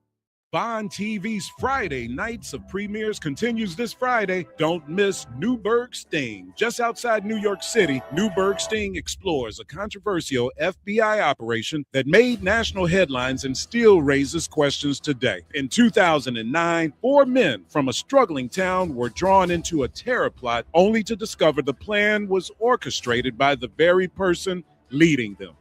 Was specifically designed to turn them into terrorists. This is real life. How could you prey on your own American people? Featuring never-seen-before footage from the hidden cameras, Newburgh Sting pulls back the curtain on surveillance, manipulation, and the blurred lines between justice and entrapment. This is more than a headline. It's a story that challenges what we think we know. Newburgh Sting, streaming this Friday on Bond TV. Watch on Roku, Amazon Fire, Apple TV Plus, the WVON app, or at VON.TV. Bond TV, for the culture, by the culture. WVON turned 63 years young in April, and we're celebrating all month long. Join us for WVON Night at the Black Ensemble Theater on Friday, April 24th, for the return of the award-winning play, The Jackie Wilson Story. This electrifying production will have you singing and dancing in the aisles as the Black Ensemble brings this musical legend to life. His voice, his moves, his music. It changed everything, from Jackie Wilson's Lonely Teardrops to Higher and Higher. It's more than a musical. It's a theatrical experience. Join WVON's afternoon personalities, Atiba Buchanan and me, LaDonna Ray, as we host WVON Night at the Black Ensemble Theater, 4450 North Clark, Friday, April 24th. Get your tickets now at ticketfalcon.com or click the Black Ensemble banner at WVON.com. WVON is 63 and still having fun. Hi, I'm Tavis Smiley, inviting you to join me weekdays from 6 p.m. to 9 p.m. right here on WVON. I am bringing you a national perspective on all the happenings in the Black community and, of course, politics. It's talk radio for us, by us, and this is where America listens. It's Tavis Smiley, weekdays from 6 to 9 p.m. on the Talk of Chicago, 1690 WVON.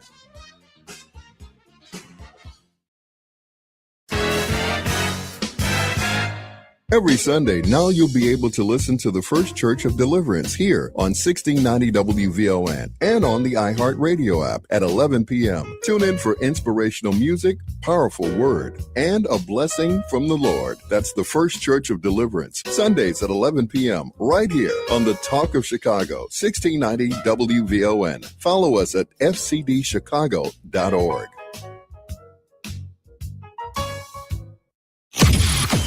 Live from the Xfinity Studios, it's the station that America listens to. WVON, Berwyn, Chicago. It's Matt McGill on Chicago's essential storyteller, WVON.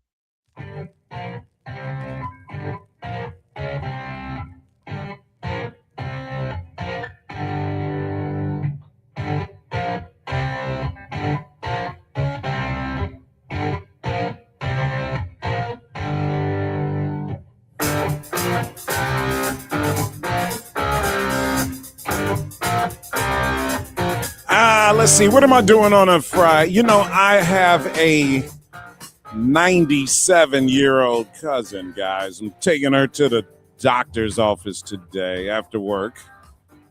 Should be interesting. She's getting work done, man. I mean, this woman's going to live forever, man. I might need a edible though, man, because I got to slow down. You know, whenever you're with seniors, man, and we really got to talk about this. How it's on us to take care of our seniors, right?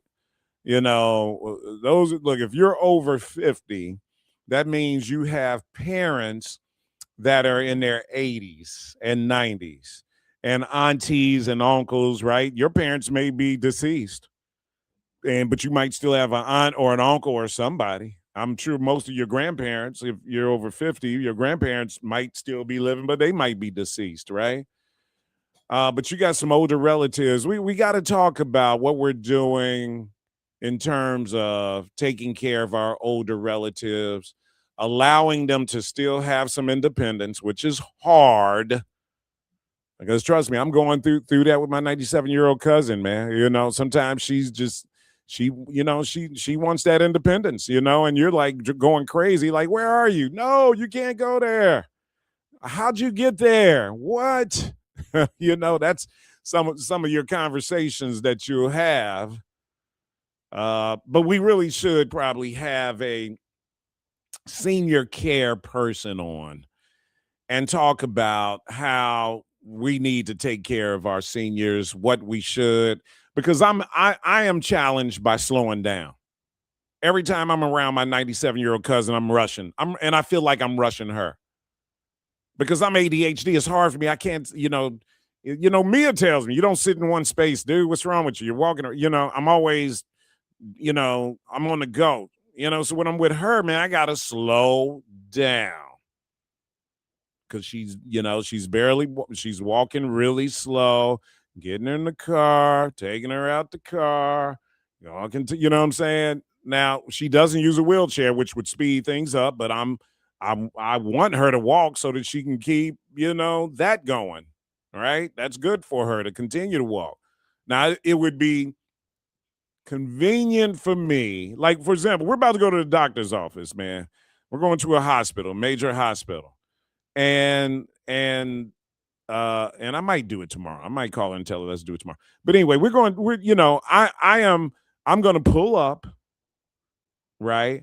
And she's going to get out and we're going to walk into the office. Now, I could cut the time in half, if not more than in half, by putting her in a wheelchair and just zipping her right to the desk and getting on the elevator. But I've decided I don't want her to get used to the wheelchair. So I'm like, as slow as it is, I let her walk. And she's cool with that. It doesn't bother her at all. It's not like she's asking for the wheelchair. It's me asking for the wheelchair to speed the process up. She's good with walking, but it is extremely slow. And I'm just going crazy, man. Woo, but I'm thinking, I just keep saying, God, I know I do a lot of effed up stuff. Please just, put this down as something good I'm doing.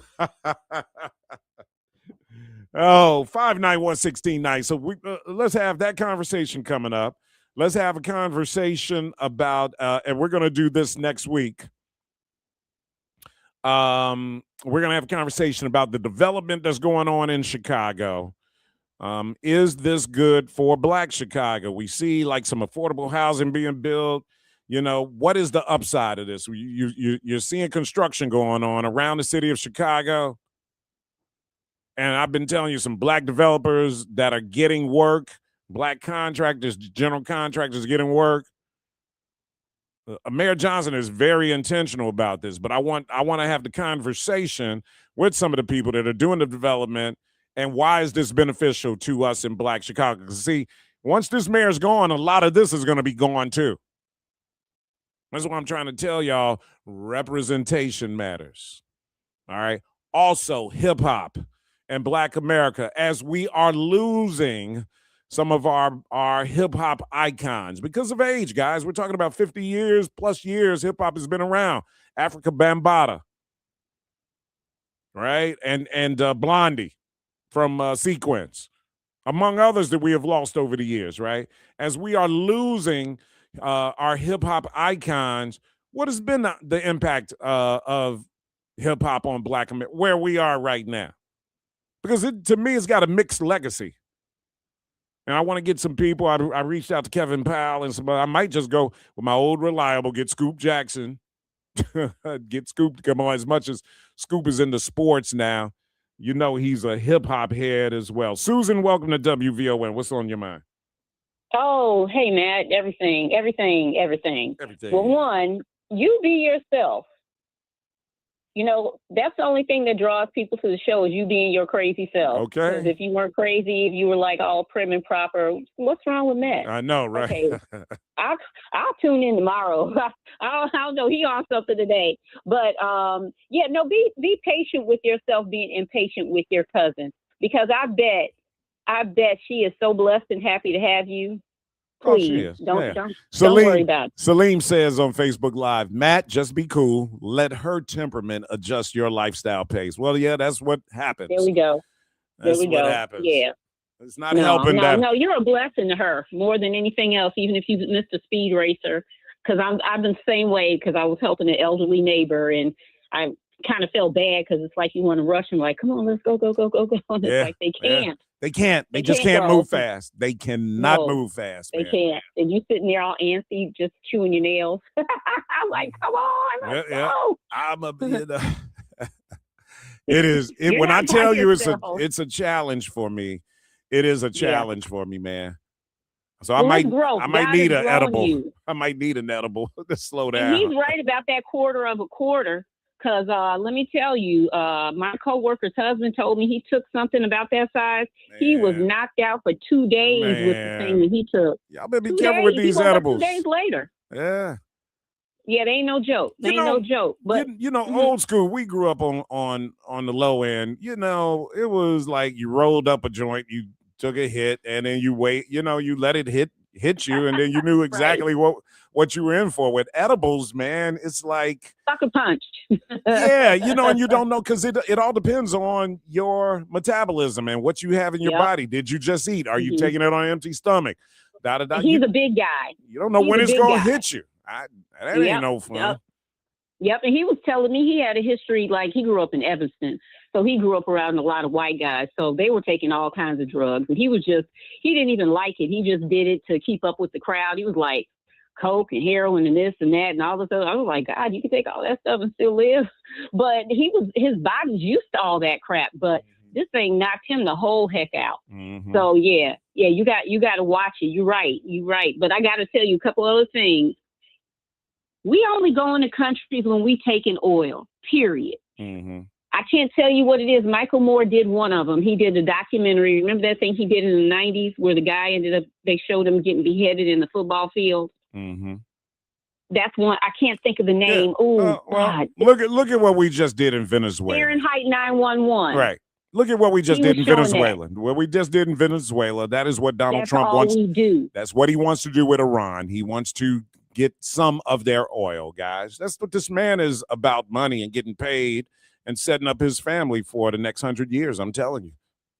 Pretty much. And, Megyn Kelly, I was saying this morning to Cleopatra, I got 2 videos where Megyn Kelly has blasted him. Yeah. She was cussing him out and everything. I was like, yeah, so his people are leaving slowly. It's taking a minute, but, they're walking away from him. I just want somebody to finally put in that 25th Amendment and actually do something about this man.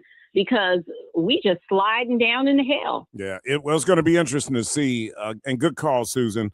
It's going to be interesting to see how the midterm elections turn out, So it's going to be interesting. It's going to be an indictment on Trump one way or the other. Either people are moving on beyond Trump or they're not. And we're going to find out on November 3rd. 591-1690, you're listening to The Matt McGill Show.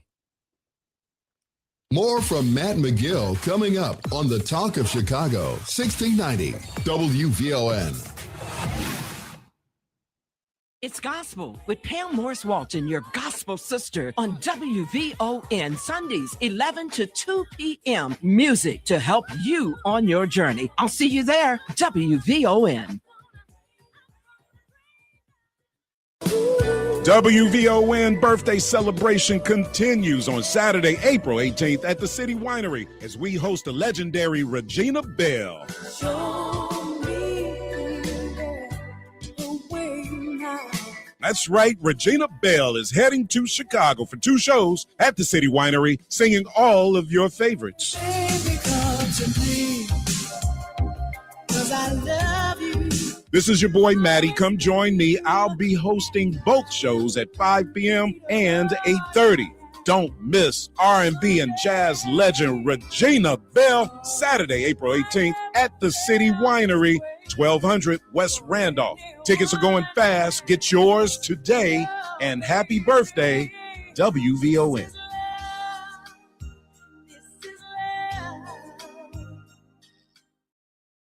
This summer with Kohl's, you can rack up the compliments like, where'd you get that dress? Tell me all your makeup secrets. Or, ooh, my husband needs that polo in every color. Because Kohl's has what you need. Cute dresses, Sephora essentials, stylish polos, comfy kids clothes, and more. Plus, take 20% off some of your faves.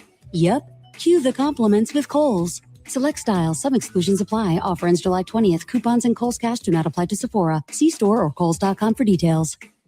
It's time to focus with Robert McKay. Quality conversation, protecting, preserving, and preparing our past, present, and future. Sunday evenings at 4 p.m. on the Talk of Chicago, 1690 WVON.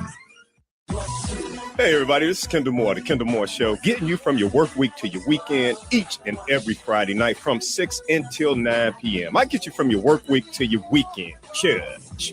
Tabernacle. Kendall Moore, radio for the next generation on the Talk of Chicago, 1690 AM, WVON.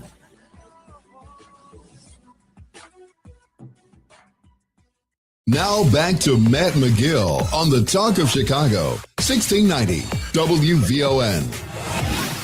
Back to life, back to reality, back to life, back to reality, back to life, back to reality, back to the here and now, yeah. Show me how, decide what you want from me. Tell me maybe I could be there for you. However do you want me? However do you need me? However do you want me? Hey guys, you know tonight is another one of our Friday night of premieres.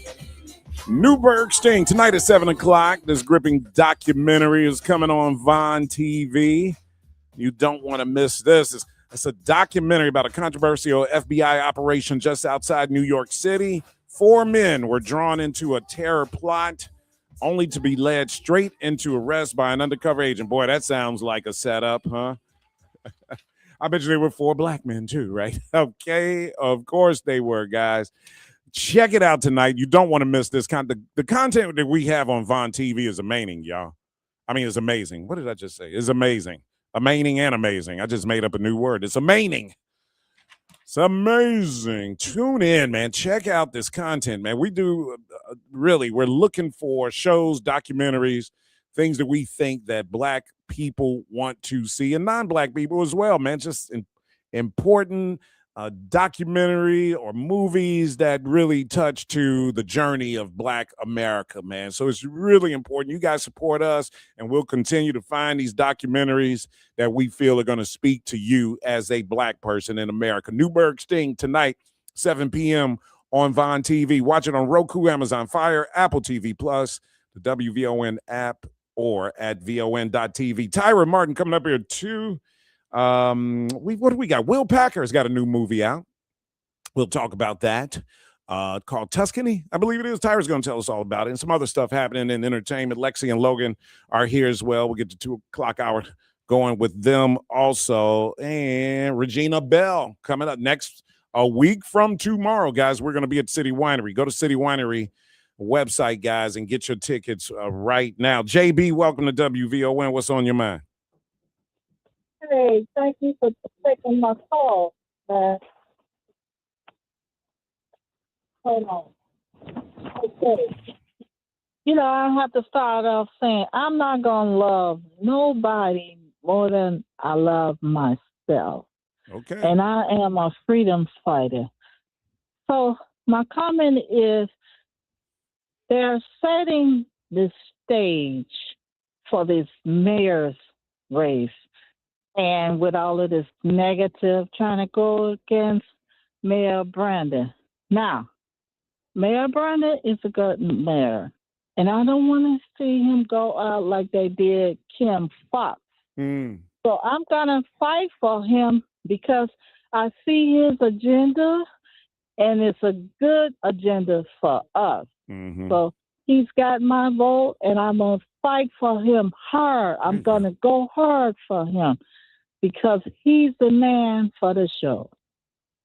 I agree. Have a good day. Thank you, Okay, JB. babe. My girl. That's what All That's what Black Power sounds like. Amen. Amen. There you go. Amen. There you go. Okay. All right, babe. It don't take Happy much. Friday. Hey. Happy Friday. Happy Friday, right? There you go, JB.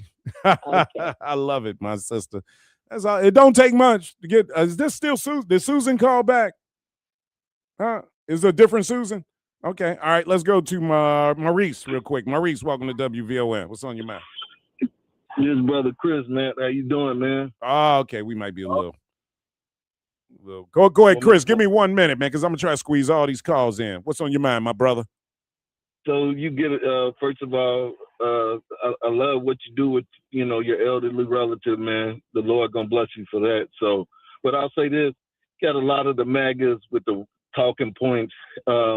Israel is in the best place for the ground troops, but they don't want to shed no blood. And Americans say death to America. When you remember Timothy McVeigh blew up that building, and Israel still hasn't paid for the Liberty, killing American soldiers on the Liberty. Sure. And we're still giving out money to them. And their people have universal health care and almost free education. So it was their war. And Trump tore up whatever the agreement was, where we had inspectors, and Iran was nowhere near getting a nuclear weapon. Netanyahu been saying that since 1981. They're a week away. So it's just pure BS. Is a land grab. In Gaza, I know it's a land grab because they're gonna decimate it. Then they have to rebuild, hotels or whatever. It's just it's a land grab. And the Trump's playing of this with the straits and not knowing there will be a log jam in the straits. It shows why he's President Bone Spurs, no military intellect, and that's why we're getting the outcomes we're getting. He said it was gonna day one get all the costs down, the gas down, stop the conflict in Gaza, stop the conflict in Ukraine. Kamala Harris said, she predicted everything. And to Art, this is the same liar who said, give me 11,780 some votes. The fake electors Sure. tried to seize voting machines. So I don't know if he won the last election. Thank you, Matt. Good call, man. No, he's a liar. But we've allowed Donald Trump to do that, right? We grew this brother. Eddie, what's on your mind, brother? Brother Matt, I'm gonna just say this, and I'm gonna leave this whole topic alone. Kamala Harris, and I quote, in 2024, said that Iran is not only a threat to Israel, but a threat to the American people, American interests, and the innocent. I know that Iran poses the threat that Iran possesses and must never be allowed to have a nuclear weapon. This is Kamala Harris in October 2024 as Vice President of the United States, and my source is the American Presidency Project, which recorded her. So brother, but what Kamala Harris did not say is that I will go to war to prevent Iran from getting a nuclear weapon. Kamala Harris would not have torn up the JCPOA. That agree. But I hear what you're saying, brother. What? So you wait, hold up. So forget number one, forget Kamala Harris. We're not talking about Kamala Harris. We're talking about Donald Trump. So you support Donald Trump. Forget Donald. I ain't talking about Kamala Harris though, brother. But Matt, the problem is, what's the problem? Every president I've ever known has said that Iran must never have a nuclear weapon and that they're a threat. President Obama, what I talked about was President Obama, the JCPOA agreement, also was going to prevent Iran from having a nuclear weapon. Okay, well, maybe this president don't trust that. Maybe he don't trust Iran. Maybe he think they just- Okay, so why are we talking about Kamala, though, brother? I'm talking about this president. Do you agree with what's going on right now with this president and us going into an unprovoked war with only Iran? thing I agree with is that if Iran had the chance, they would nuke the United States. I have no doubt. And there's no way that ever would have happened, brother. That's what I'm telling you. If they had a nuclear weapon, number one, if Iran had a nuclear weapon, it would be pointed at Israel, number one. It wouldn't be pointed at the United States of America, brother. I just don't see any reason why Kamala Harris even enters into this conversation. She's not president. She's not an elected official anymore. We're talking about Donald Trump. See, I hate when and I'm not saying you're a Republican, but I hate when Republicans do that. Well, President Obama did this. We're talking about this dude that's president right now. That's all. All right, Tyra, coming up next.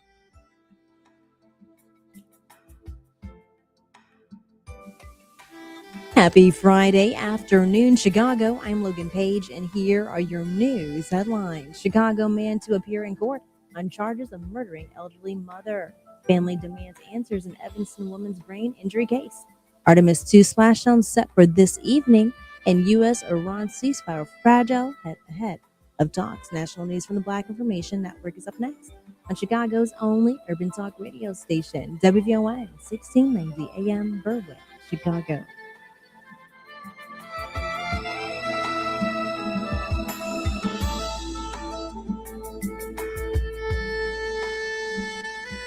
Kevin Brown on your home for 24/7 News, the Black Information Network. Mayor Zohran Mamdani's free 2-year-old child care program for New York City will be all year and cover the entire day. Mamdani says this will help working parents. The traditional model of childcare has forced them to rush out of the office, has forced them to pray that their stars will align so that they will actually be able to pick up their child in time. Mamdani announced the free 2K program that's coming online next fall for 2,000 families that'll offer coverage from 8 a.m. to 6 p.m. on weekdays all year in most cases. The mayor says extended childcare hours will be huge for parents. Pick up and drop off at a traditional 3 p.m. time can be unmanageable. We see parents who are forced to either miss important work obligations or shell out for secondary childcare. The Miami, Florida City Commission is considering a proposal, RE13, tackling affordable and workforce housing, especially for teachers. 13% of teachers in Miami-Dade County schools are black. And former state representative and mayor of South Miami, Julio Urbana, is speaking in support of the proposal. The Ludlam Trail Apartments for Teachers is a must. It's long overdue. I'm a product of Dade County Public School Systems, and let me tell you, housing has gotten horrible for teachers, especially with the salaries paid. The proposal would change the city's zoning code to allow mixed-use development on land zoned for certain civic uses, like churches, schools, and nonprofits.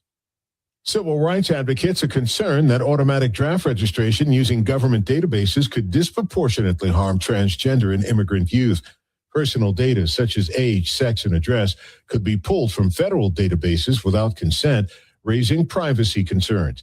Citizenship, immigration, and visa status would also impact the automatic draft registration process. The proposed rule, which transfers responsibility for registration to the Selective Service System, is still under review and pending finalization. Failure to register in the Selective Service System is considered a criminal offense with penalties, including fines and jail time. A black family of ranchers in Yoder, Colorado, reported that shots were fired at their ranch over the weekend, which they believe was an attempt to intimidate them by racist individuals they've been facing for years. The owners of Freedom Acres Ranch, Courtney and Nicole Mallory, have endured racial incidents since moving to Yoder in 2020. The couple was previously arrested and faced charges related to conflicts with neighbors, which were later dropped. The Mallorys have set up a GoFundMe page to improve their security systems and combat the racism and violence they continue to experience. The El Paso County Sheriff's Office has been accused of colluding with neighbors to harass and intimidate the Mallorys, leading to ongoing tensions in the community. For more news impacting the black community, listen to the Black Information Network on the iHeartRadio app or log on to BINnews.com. Follow us on Facebook, Instagram, and TikTok at Black Information Network and on X at BlackInfoNet. I'm Kevin Brown on your home for Black News First, the Black Information Network.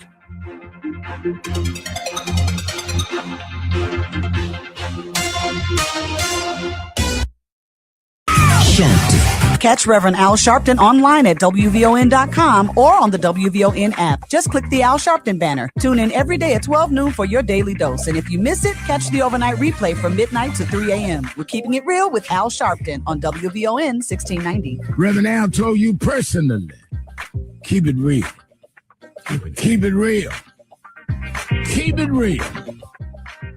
Tuned in to your favorite WVON personalities on Facebook Live? Don't just watch, like it, love it, share it. Every click helps us grow the conversation and keep the community strong. So remember, like it, love it, share it, Chicago.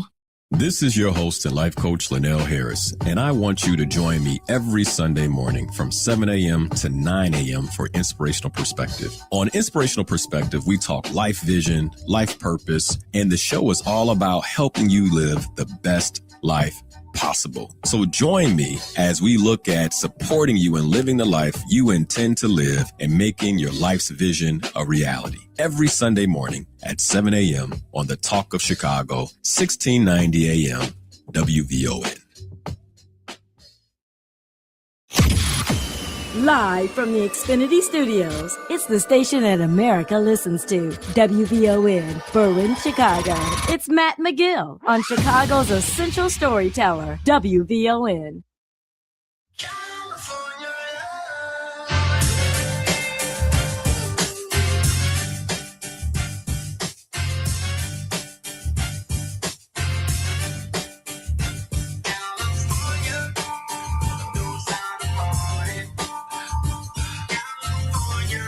All right, I am giving away some tickets to go see the Alvin Ailey American Dance Theater live at the Auditorium Theater. 2 tickets to this incredible American treasure and 2 unforgettable programs featuring 5 Chicago premieres, guys. This is all going on between April 24th and the 26th at the Auditorium Theater, so keep it locked here for that. Tyra Martin, have a happy Friday to you. How are you, my sister? I'm good. Happy Friday to you. What is going on in the wonderful world of entertainment here? Well, What am I this missing? weekend, there's a big push to get butts and seats for You, Me, and Tuscany. It's the new rom-com from Will Packer. This one is Halle Bailey, who was live Little Mermaid, Black Little Mermaid. Yeah. Right. And Reggae Jean Page, who I always want to call Reggae Sean Paul, and I know that's not his name. You I said know that that's not earlier his name. today when we were on the phone. You said that. I did it again. Uh-huh. Reggae Jean Page, Duke of Hastings from Bridgerton. They're in this cute rom-com. It's a cute enough movie. Do you know what I'm saying? Is it predictable? Yes. But it's beautifully shot. Will Packer does a great job with everything he touches. But it's important to get folks out to see this opening weekend because there was a filmmaker who went viral on social media. Nina Lee is her name. She's out of Atlanta. Has picked up a few awards for smaller projects, but she posted something that she had a rom-com in the works with a studio already, a script ready to be purchased. She had a romance film that's on hold with another studio, and the response to her for both of those films was, "We're interested, but we want to see how You, Me, and Tuscany does." Oh. Before they put money into a black rom-com, an original script black rom-com, an original script romance novel. So Will Packer has picked up the torch from Nina Lee and is saying, hey, see the movie because it's a good movie, but also let's see it so that the studios know that audiences are paying for original black content. So this is a traditional go to the theater, see it movie, not a... Yep, it's Okay. an in the theater movie. Okay. Buy popcorn and sit down and then and watch a movie. Get with me and my ADHD, sit down and watch a movie. Yes, go. If you're interested in seeing it or you thought about it, go see it. They've already done pretty well with pre-sale tickets going into the weekend, so it's a good one to see. I sat down with Will and and the stars of the film. They are going to be featured on the new Buzz Behind the Scenes on WGN Plus. It's my show now. There you go. So you can see that tonight on WGN Plus if you've got Roku or any of the devices for that. But I talked to Will about making rom-coms and why they are an enduring art form. And here's the reality, guys. If you look back, like around the 90s and early 2000s, we had these movies like, The Wood and Love Jones and Two Can Play That Game and a Boomerang. And, we could just name all of these movies that were, black rom-coms, right? And the reason why they were made was because we were coming out to see them. Yep. We were coming out to see them. They were doing numbers. So the studios, I mean, the color, Hollywood knows one color, and it's green. And I'm not saying that racism hasn't existed, that race is not a factor and stuff like that. But one thing they understand is green. And it's up to us, when you ask about, what happened to all these movies? Why don't we see more? Right. You know what I'm talking about. I mean, we gotta, so what you're saying right now, Tyra, we got to put butts in the seats if we want them. So you, me, and Tuscany. So I'm assuming did he shoot this in Italy? Yeah, they shot it in 2 different spots in Italy. It's a beautiful film, very tourism FOMO. If you get that, it'll make you want to buy a ticket. Sure. Beautiful. Beautiful movie. There's lots of food. It's funny enough. It's cute. It's completely harmless. Sit down and kind of disconnect from the world entertainment. And is this an original script, or is it based on a book? Okay, yeah. It is. Yeah. I mean, I'm thinking about Wait and Exhale. You think about all these movies that were produced and that came out 90s and like I said, early 2000s. The music industry, R&B, black music was banging, black culture was banging, and the studios listened to it, and they put money behind movies. And so that's what has to continue to happen if we want to see these movies, guys. And think about how soundtrack culture was driven. Everything was centered around those soundtracks. Spike Lee, just think about the Spike Lee joints that all came out, 80s, 90s. He kind of got the ball rolling, so to speak, in the 80s. And then, we had, more movies and more content and stars, man. I mean, it was an amazing. I always talk about the 90s because it was just so amazing, man. We got to get these movies. So butts in the seat. Where is the You, Me, and Tuscany? Where is that playing? In a theater near you. It's wide release today. Oh, is it? So, okay, all right, good. So probably AMC more than likely down on for sure. Illinois and River North area where we like to go. Everybody likes to go. And this is a good test, though, too. How is the movie industry, when I'm talking about old school in theater, how has that been doing, though? Have we been seeing the numbers getting back to what they were pre-COVID? Yeah, so you have to remember, pre-COVID, the numbers were falling. There was a lot of concern about theaters closing before COVID. COVID is what was the final nail in a lot of coffins there. But, we're doing better. Now that the superhero era has kind of passed, there's probably a little bit of a decline because a lot of people like to see those movies on big screens. But like this summer, Odyssey is coming out. There's, we just had Avatar last year, where filmmakers are making movies for the big screen. How did instead of Sinners catering to streaming? Salim is mentioning Sinners as well. Sinners, obviously, absolutely, he's right. Yeah. Great unbelievable in a theater. Yeah, you get the sound, you get what the visual intention of the filmmaker, and you get the community. Sinners is not as fun at home by yourself as it is with a group of people screaming or laughing, definitely. And when you can go to the theater, go. We had these theaters pre-COVID. We had these theaters that were trying to make the experience like being at home, right? You had these, I remember, what was the Icon Theater over here on Roosevelt Road, where you could go and you could get a drink, order dinner, order some food, right? Order dinner, right? And it was more experiential, so to speak. And so, the industry was trying to accommodate as much as possible. There's no question about it.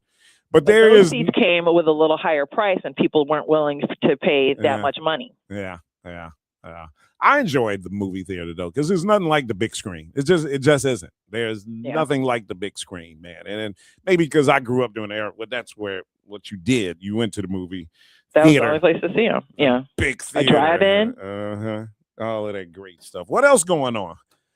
That's it. Kid from Kid and Play, Christopher Reed is in town. He has a comedy show out in the suburbs tomorrow. He is promoting some new music. Which one is Kid and which one is Play? Kid is the one with the high top fade. Okay. All right. He had some health challenges. A health challenge, yeah. Last year, I guess he was not feeling well, and something that people in our community, especially particularly the men, wasn't feeling well, kind of pushed it off, and eventually something happened in July of last year that sent him to the doctor just to kind of say, hey, I don't feel well, I'm tired, my ankles are swollen up. They told him you are suffering from congestive heart failure. Okay.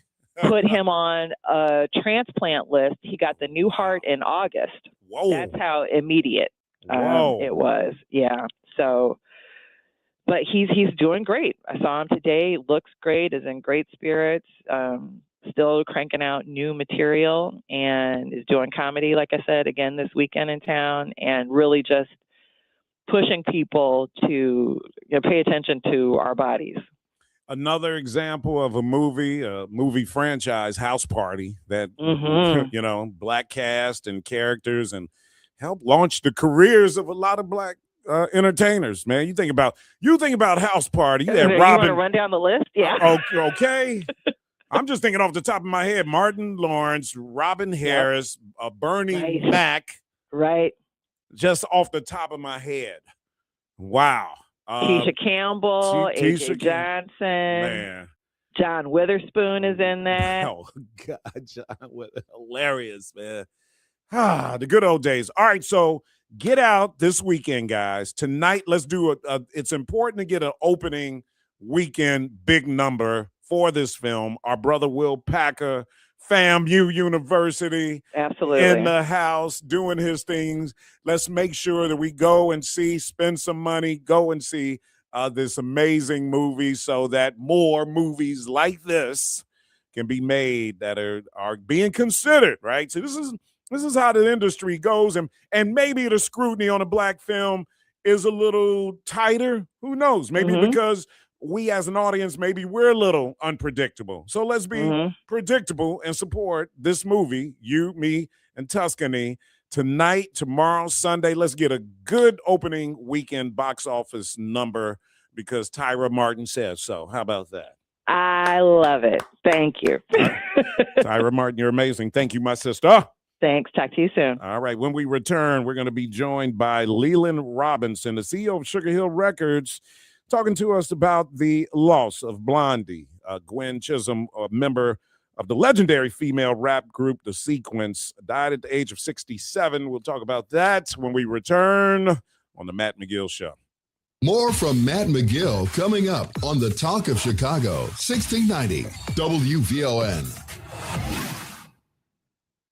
We are creating our future. The Chicago Minority Supplier Development Council will be hosting its Chicago Business Opportunity Forums Day on April 17th at Convene Willis Tower. Advance your business strategy. Make new connections and receive the information and advice you need to elevate, empower, and excel your business. Save the date. CBOF takes place Friday, April 17th at Convene in Willis Tower, 233 South Wacker Drive from 9 a.m. until 5 p.m. To register and find out more, visit www.chicagomsdc.org or call 312-755-8880. It's time to create your future.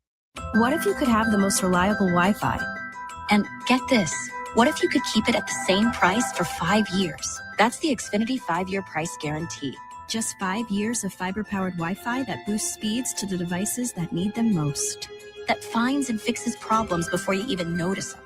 Like super intelligent Wi-Fi with a sixth sense. And that keeps you gaming in the fast lane, even when the whole family's banking on bandwidth. And here's the best part. No annual contracts, no hidden fees, and our best equipment included. Plus, get online in minutes with same-day Wi-Fi. Hey, let's face it, a lot can change in 5 years. Kids grow taller, dreams grow bigger, but your Wi-Fi, it would stay reliable and the price would stay put. The Xfinity 5-year price guarantee. Lock in your price and unlock the possibilities. Xfinity, imagine that. Select plans only. Restrictions apply. Powered by fiber. Connected to the premises by coaxial cable. Actual speeds vary. Hey, baby! I'm your Magnolia Blues man, Sir Henry Cheatham, inviting you to join us on WVON 1690 for some real American music and culture. Here on Classic Blues and R&B. Check us out Saturday, 11 p.m. until 2 a.m. on WVON and Classic Blues and R&B. It's Rufus Williams. This is not the America that we thought it was. Certainly not now. And whatever pushing has to go to reverse that, I'm sure that Keith Ellison and the others there in Minneapolis are doing it, because anything that's happening anywhere can happen right here to us. And there's no reason to believe in any way, shape, or form that you can be separated from it. Weekdays at 7 a.m. on the Talk of Chicago, 1690 WVON. Hi, I'm Attorney Ernesto Borges. I'd like to invite you to join me for the Borges Report for lively discussions about legal matters, politics, government, entertainment, and the topics that concern you and your life. Start your Sunday, the Borges Week, with the Borges Report. The Borges Report with Ernesto Borges, Sunday mornings at 9 on the Talk of Chicago, 1690 WVON. They did it. Now back to Matt McGill on the Talk of Chicago, 1690 WVON. U.S. citizens and detaining people and taking them in. It wasn't really about deportation. It wasn't really about immigration. It's this whole administration's view about people of color.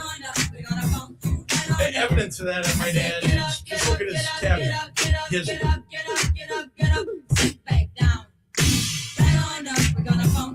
Okay, how about we do this right now? Give away some tickets. We got Alvin Ailey Dance Theater tickets to give away. I'm gonna give them away at after the 2:30 break. I'll do that. You guys remember this song? You know, Chicagoans know this song because the house heads were playing this. You right? House DJs were playing. You heard, if you went to a house party, I'm not talking about a house party at somebody's crib. I'm talking about if you were at the warehouse, First Impression, the playground. House music was rocking this song back in the day. The Sequence hip hop community lost Blondie Gwen Chisholm, member of this amazing group, legacy group here in Chicago. I mean, here in America, out of New York, to help us remember the legacy of Blondie is Leland Robinson, who is our guest, CEO of Sugar Hill Records, legendary Sugar Hill Records. Welcome to the show, brother. Hey, how you doing, man? How's everything? Oh, rocking and rolling, man. So tell us. Thank you for having me, Evan. Yeah, man. Speak to me about Blondie, man. Why was she such an important part of the group, and how did the group come together and make this this music, man? It's so much part of the hip hop legacy. Well, you know, Blondie is part of the first female rap group, which was the Sequence. They were based out of South Carolina. And basically, they're the first, female rap group that, pioneered this music genre of hip hop. Mm-hmm. And how did they wind up getting signed to the Sugar Hill label? So, if I'm not mistaken, a Sugar Hill Gang was down in South Carolina performing, and they walked in backstage, and my mom, Sylvia Robinson, she was there, And basically they came in, they started rapping, and it was, my mom had a thing with 3 was her favorite numbers. Mm-hmm. So basically it was 3 girls, and she was like, okay, we're gonna make this happen. And here we are. There you go. That's how it happens, man. You got to be the right place at the right time, right timing, right place, right time, man. That's it. That's it, brother. That's the legacy right there, man. And as we talk about Sugar Hill Records, though, tell our listeners about the legacy and the history of Sugar Hill Records, brother. Well, Sugar Hill Records. So basically, Sugar Hill Gang is the first commercial rap group to surface. And we're responsible for that rap going commercially with the Sugar Hill Gang. And then after that, we followed with the Sequence. Then we followed with Grandmaster Flash and the Furious Five, and a few other groups as well. And this is what we do. All right, brother. You carrying on the legacy of, tell our listeners about your mother, Sylvia Robinson. Sylvia Robinson, my mom, she was a great woman. And first and foremost, she was a mother first, then songwriter, producer, engineer. She's one of the first, she is the first Black woman who have her own record company and, funded and, put out the records herself independently. How did that come about, man? Because your mom was a recording artist herself. How did the whole label come about?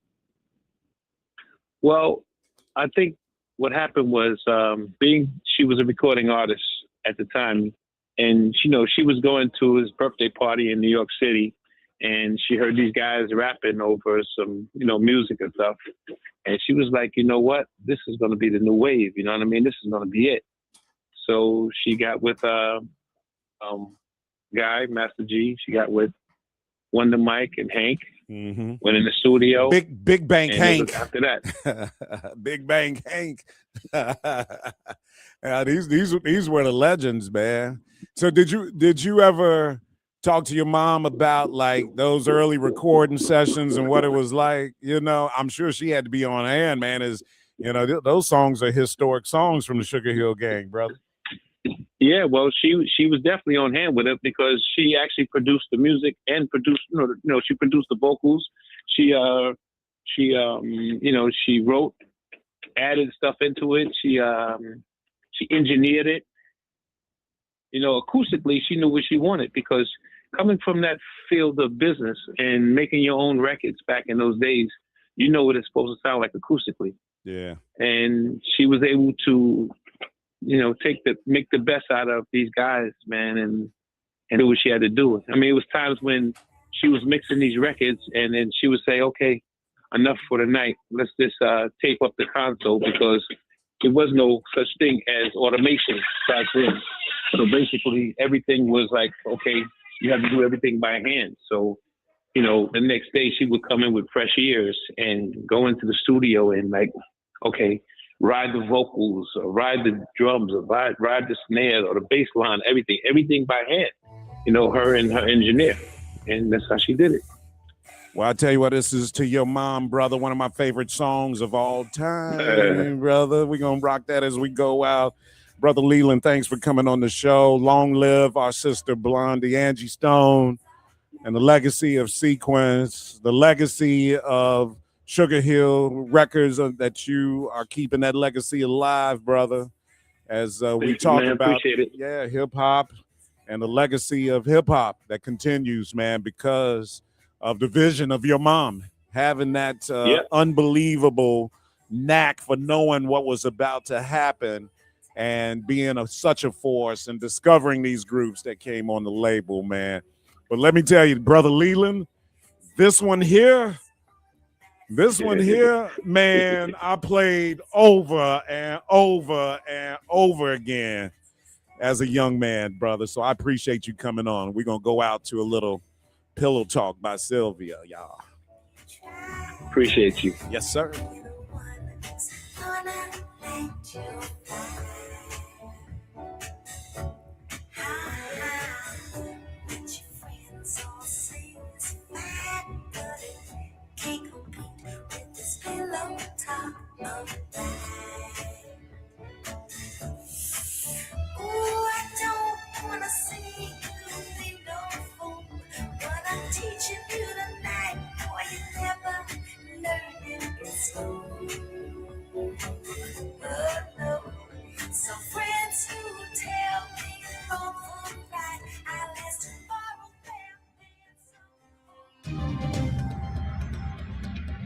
A fantastic Friday afternoon, Chicago. I'm Logan Page, and here's what's happening in your local and national news.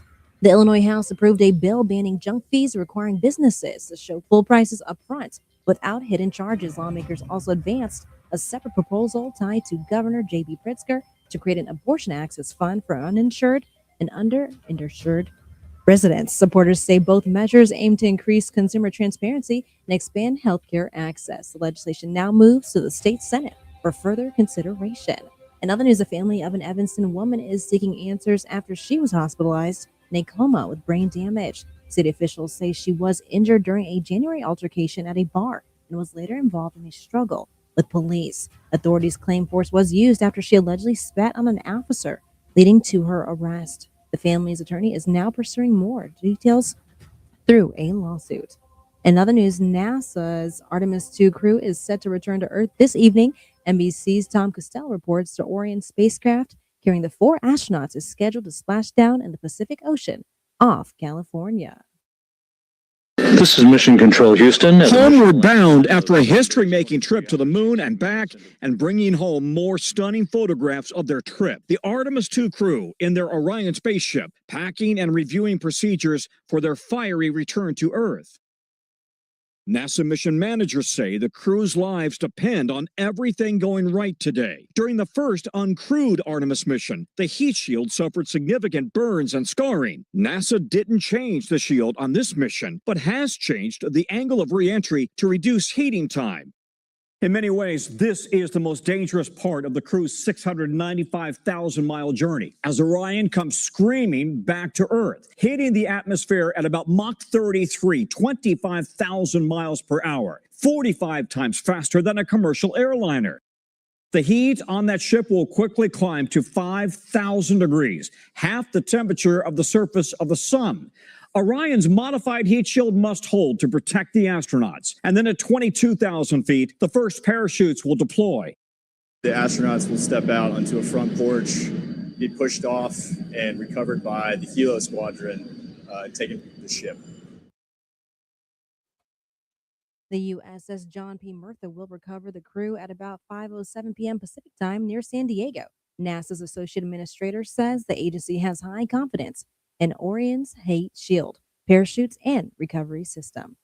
And Vice President J.D. Vance has arrived in Pakistan for peace talks between the U.S. and Iran. But NBC's Stephanie Goss reports that ahead of the meeting, President Trump is accusing of Iran of failing to keep the Strait of Hormuz open. Iran is supposed to guarantee safe passage through the vital waterway as part of the ceasefire deal. President Trump posting, Iran is doing a very poor job, dishonorable, some would say, of allowing oil to go through the Strait of Hormuz. That is not the agreement we have. As the clock ticks down to talks this weekend, among the thorniest issues, Israel's ongoing strikes in Lebanon, targeting, it says, the Iran-backed militia Hezbollah. After a massive bombardment Wednesday killed more than 300, according to Lebanese health officials. Iran's leaders say Lebanon is an inseparable part of the newly brokered ceasefire, something the U.S. and Israel dispute, threatening to unravel the agreement as the White House team gets set to meet Iranian officials in Pakistan for talks this weekend. They're scaling back, he said, adding Netanyahu is going to low-key it. Netanyahu later announced new peace talks with the Lebanese government, but also said, quote, there is no ceasefire in Lebanon. We continue to strike Hezbollah with force. The uncertainty shooting oil prices near $100 a barrel, and the average price of gas in the U.S. sits at $4.15 a gallon. Getting more tankers through the strait set to be a key issue in this weekend's negotiations.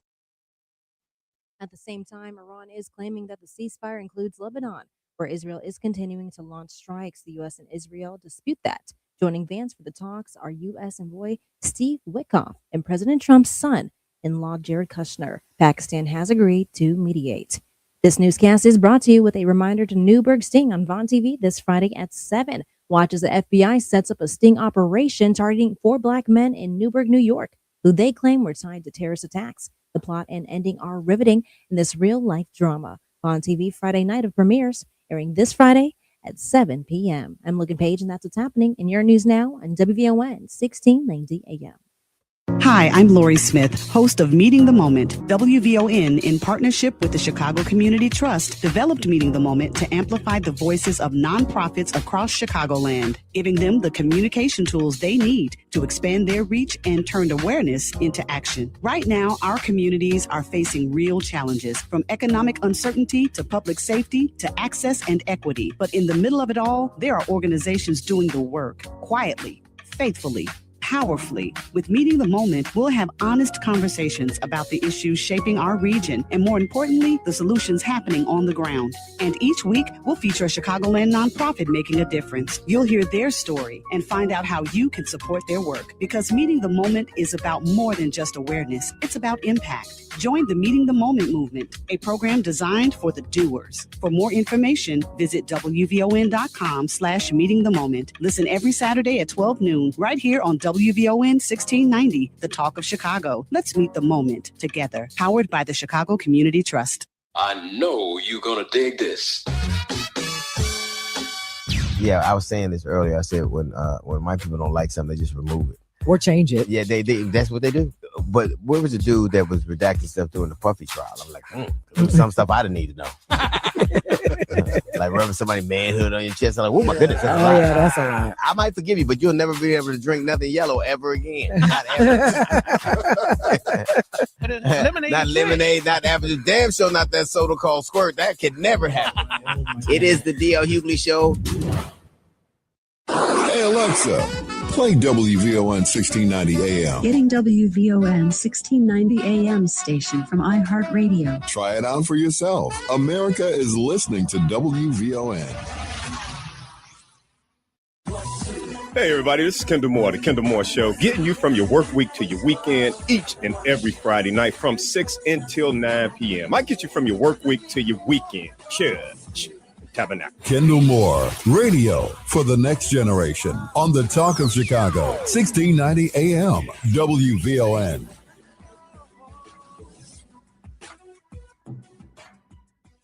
Now back to Matt McGill on the Talk of Chicago, 1690 WVON.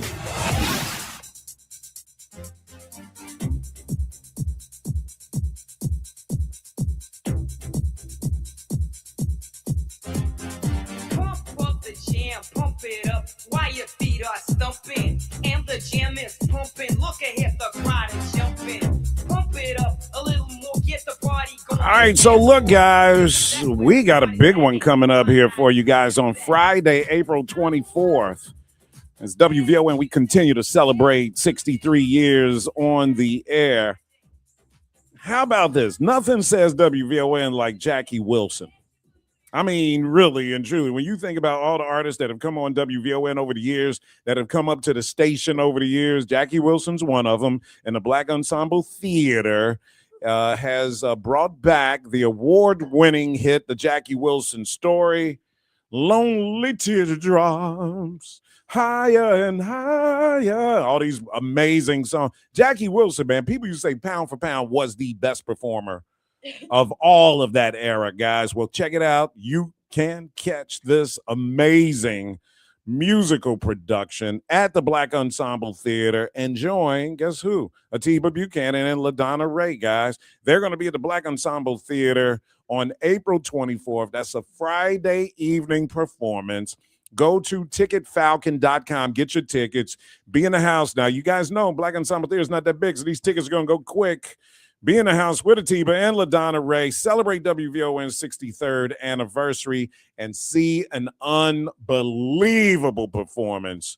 Black Ensemble Theater, 4450 North Clark, this amazing facility. Our sister Jackie in the house. Jackie Taylor doing her thing. They've been doing it for years, man.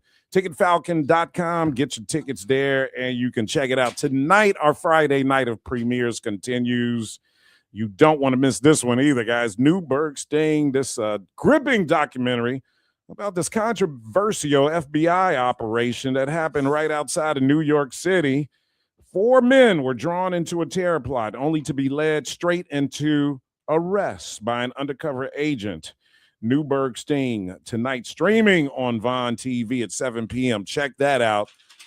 give us a big look. Salim McGill probably knows about that story. New Bergstein. Salim says Pillow Talk was controversial for its sexual innuendo, hinting of the future controversy hip hop would face. Boy, I tell you, Salim, Pillow Talk seems tame compared to today. Jay Smith says Pillow Talk originally written for Al Green. Wow. I did not know that, man. One of my favorite songs of all time. Logan Page in the house. Do we have the cameras on you guys? Hold on. We got to get you guys up. They got one. Oh, hold on. We got to get the camera on you guys. People don't tune in for me at 2:30 on Friday. They tune in for you guys, Logan and Lexi. What's happening? What's going on with you young ladies? Happy Friday. What are you guys doing this weekend? Anything exciting that young people are doing that we should know about, us old folks should know about? It's Aries season. It is Aries season. What does that mean? It's the month of April, and birthday month is Aries season. So everyone's going to be whose birthday this weekend. Logan's birthday. When's your birthday coming up, Logan? It's on Saturday. All right, guys. What are we going to do for Logan? The 18th. We're going to put, hold that up right there, Logan. Grab that the headphone stand. Put it over here in front of the camera. Here's Logan's money tree, y'all. Make it rain for Logan on her birthday. Please. Literally, please. Don't worry. There's some money tree makers out there. There's some rain makers out there on WVO and Facebook page. When's your birthday coming up? This week? April 18th. April 18th. So, a Saturday. Yeah. They have an event. Yeah, we're going to be at the City Winery with Regina Bell. Yeah, you should come out there. Well, you probably you don't want to be around us old folks. So. I will try. I'll let you know, man. She's not doing that. I'll let not you know. Next week. So what do you guys do on your birthdays? Now that we're like at this kind of big grown age, like we're so into dinners and getting cute and taking pictures and just being with your friends that you love. So are you guys? I mean, do you guys do like when you have your birthday rolls around, you want to do something with a big group of people and be like, hey, let's all go to dinner. It doesn't have to be big. Close friends. I love me a sprinter though. I love getting all my friends on a sprinter, and like going out and eating for dinner. Like photographer for the night. You know. So y'all want to spend some money on your birthday. So we encourage other people to spend money for us on our birthday. So let me ask you this. Okay, that's good to know. What's the big deal though about like having like, all right, it's your birthday? Because my daughters, I've gone through this with my daughters, right? I remember one year Peyton's birthday. She wanted to do that. Whole thing. Birthday? Peyton's birthday is September 22nd. Oh, she's just a Libra, just barely a Libra. She's like cusp. Is that your birthday, Shapiro? Oh wow! Come on, I have another cousin Virgo Libra cusp. Yeah, George, my late cousin George, Big George Williams, George, who legend at the Ford Assembly Center out there on Torrance. George worked there for years, retired, had the fish fry at his house all the time. His birthday, same day. But so Peyton had she wanted to do, obviously one year she wanted to do, the whole works, right? We're going out to dinner, we're going to do this, everything, it's got to be big, right? Yeah. And I was like, hey, look, I'm gonna light up the grill and cook some food. Just invite your friends over and we can hang out. You guys can hang out in the backyard. I'll get you some liquor and stuff. Nah, she wanted to go out. And she should. She wanted, queen. I'm like, she deserves it. I'm like, why don't you let me do this? I'm gonna buy food, cook for bring all your friends over, hang out in the backyard. I feel like that was fun back in the day. I'm a cook for y'all. But I'm so 17th birthday sounds like a dream. Like, would have loved that. So what's the difference between doing that and being out at Steak 48? You know what? I think it's just like a preference. I don't think there's it's more than a preference, Lexi. No, because like last year for myself, I had an intimate friend dinner. We all went to one of our friends' house. She cooked. We had a great dinner. It was really sweet. Matching pajamas. Yeah, like yeah.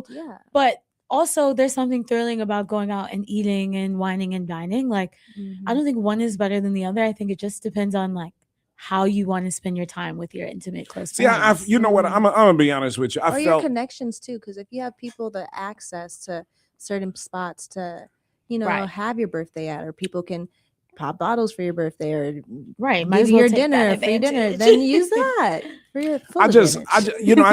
felt like You felt I felt like worthless, Peyton, and I useless. told her this at the time too, right?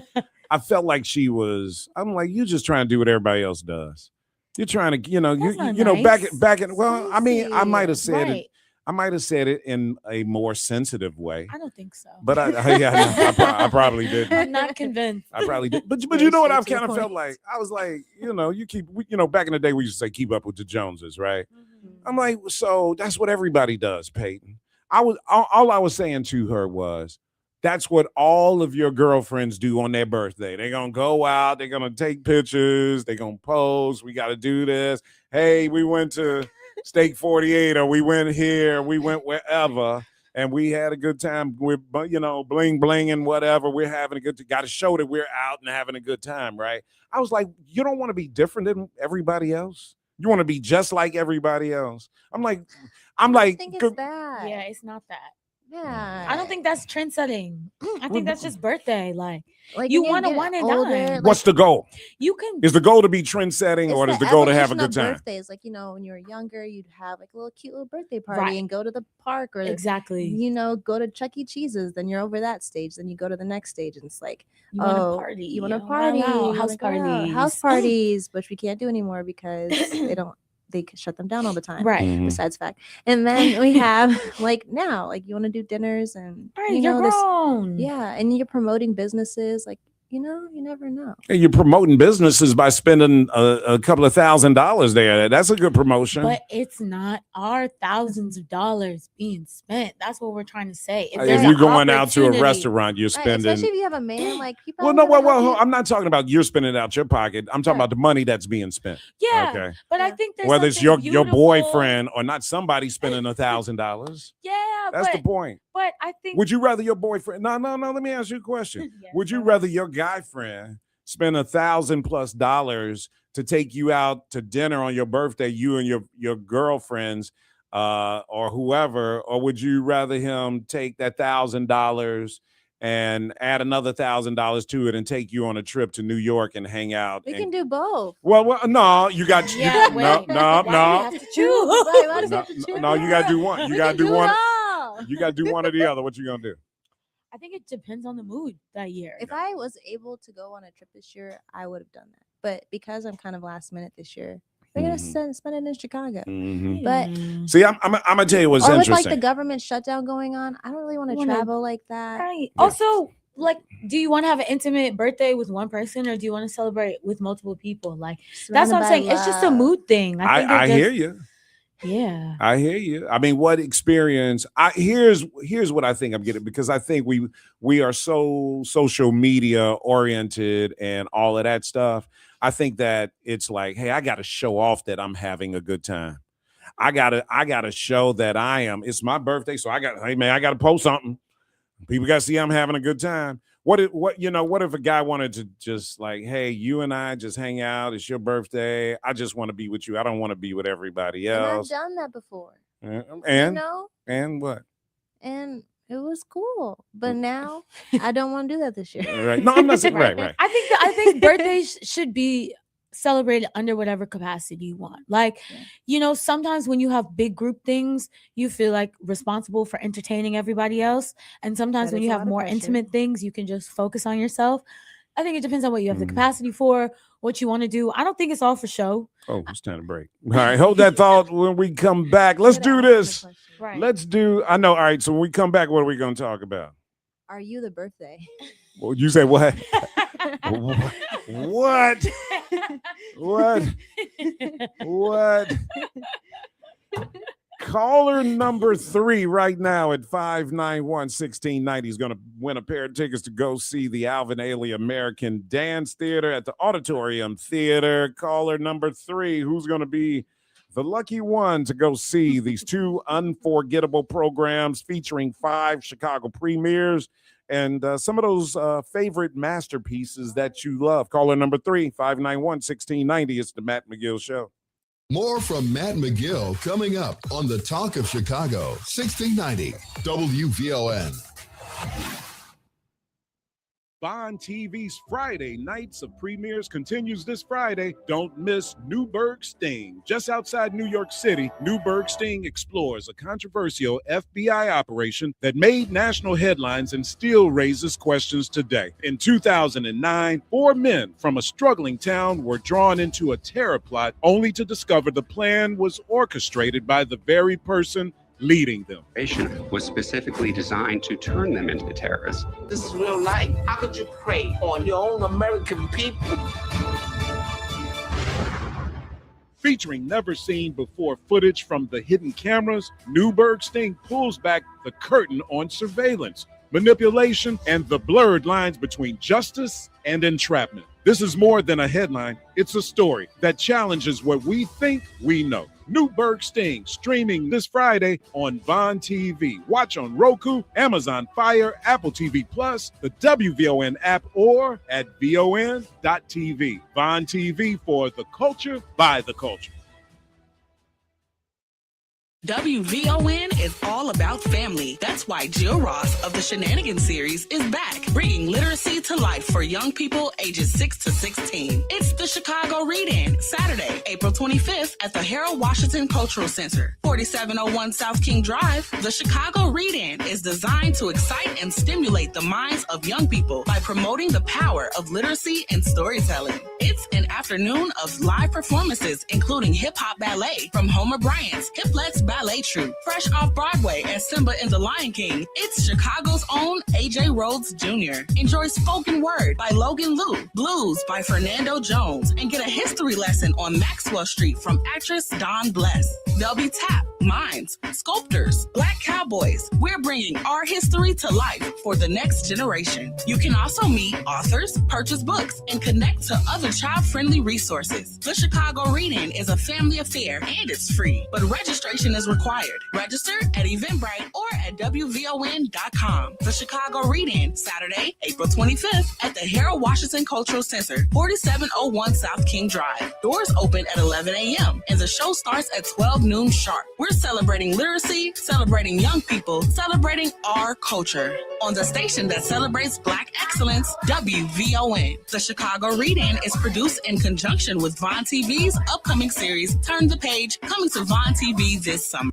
WVON turned 63 years young in April, and we're celebrating all month long. Well, look at that, look at that, look at that, look at that. Ooh, Join us for WVON Night at the Black Ensemble Theater on Friday, April 24th for the return of the award-winning play, The Jackie Wilson Story.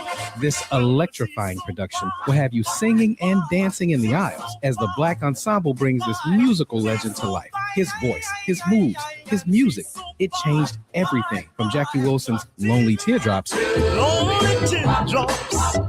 Higher and Higher.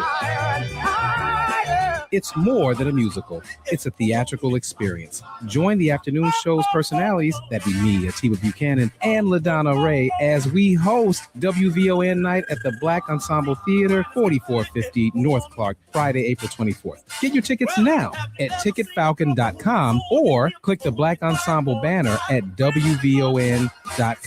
WVON is 63 and still having fun. Hello, Chicagoland. This is your main man, T.O., Mr. Ceasefire Hardiman.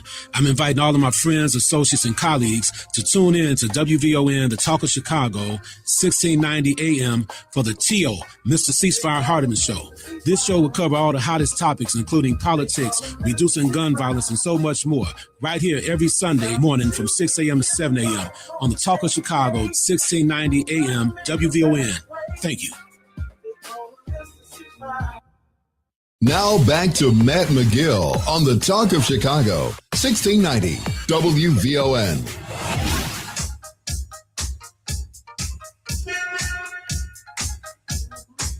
All right, Ken Duncan in the house coming up next, y'all. 3 hours of radio with your favorite former state representative.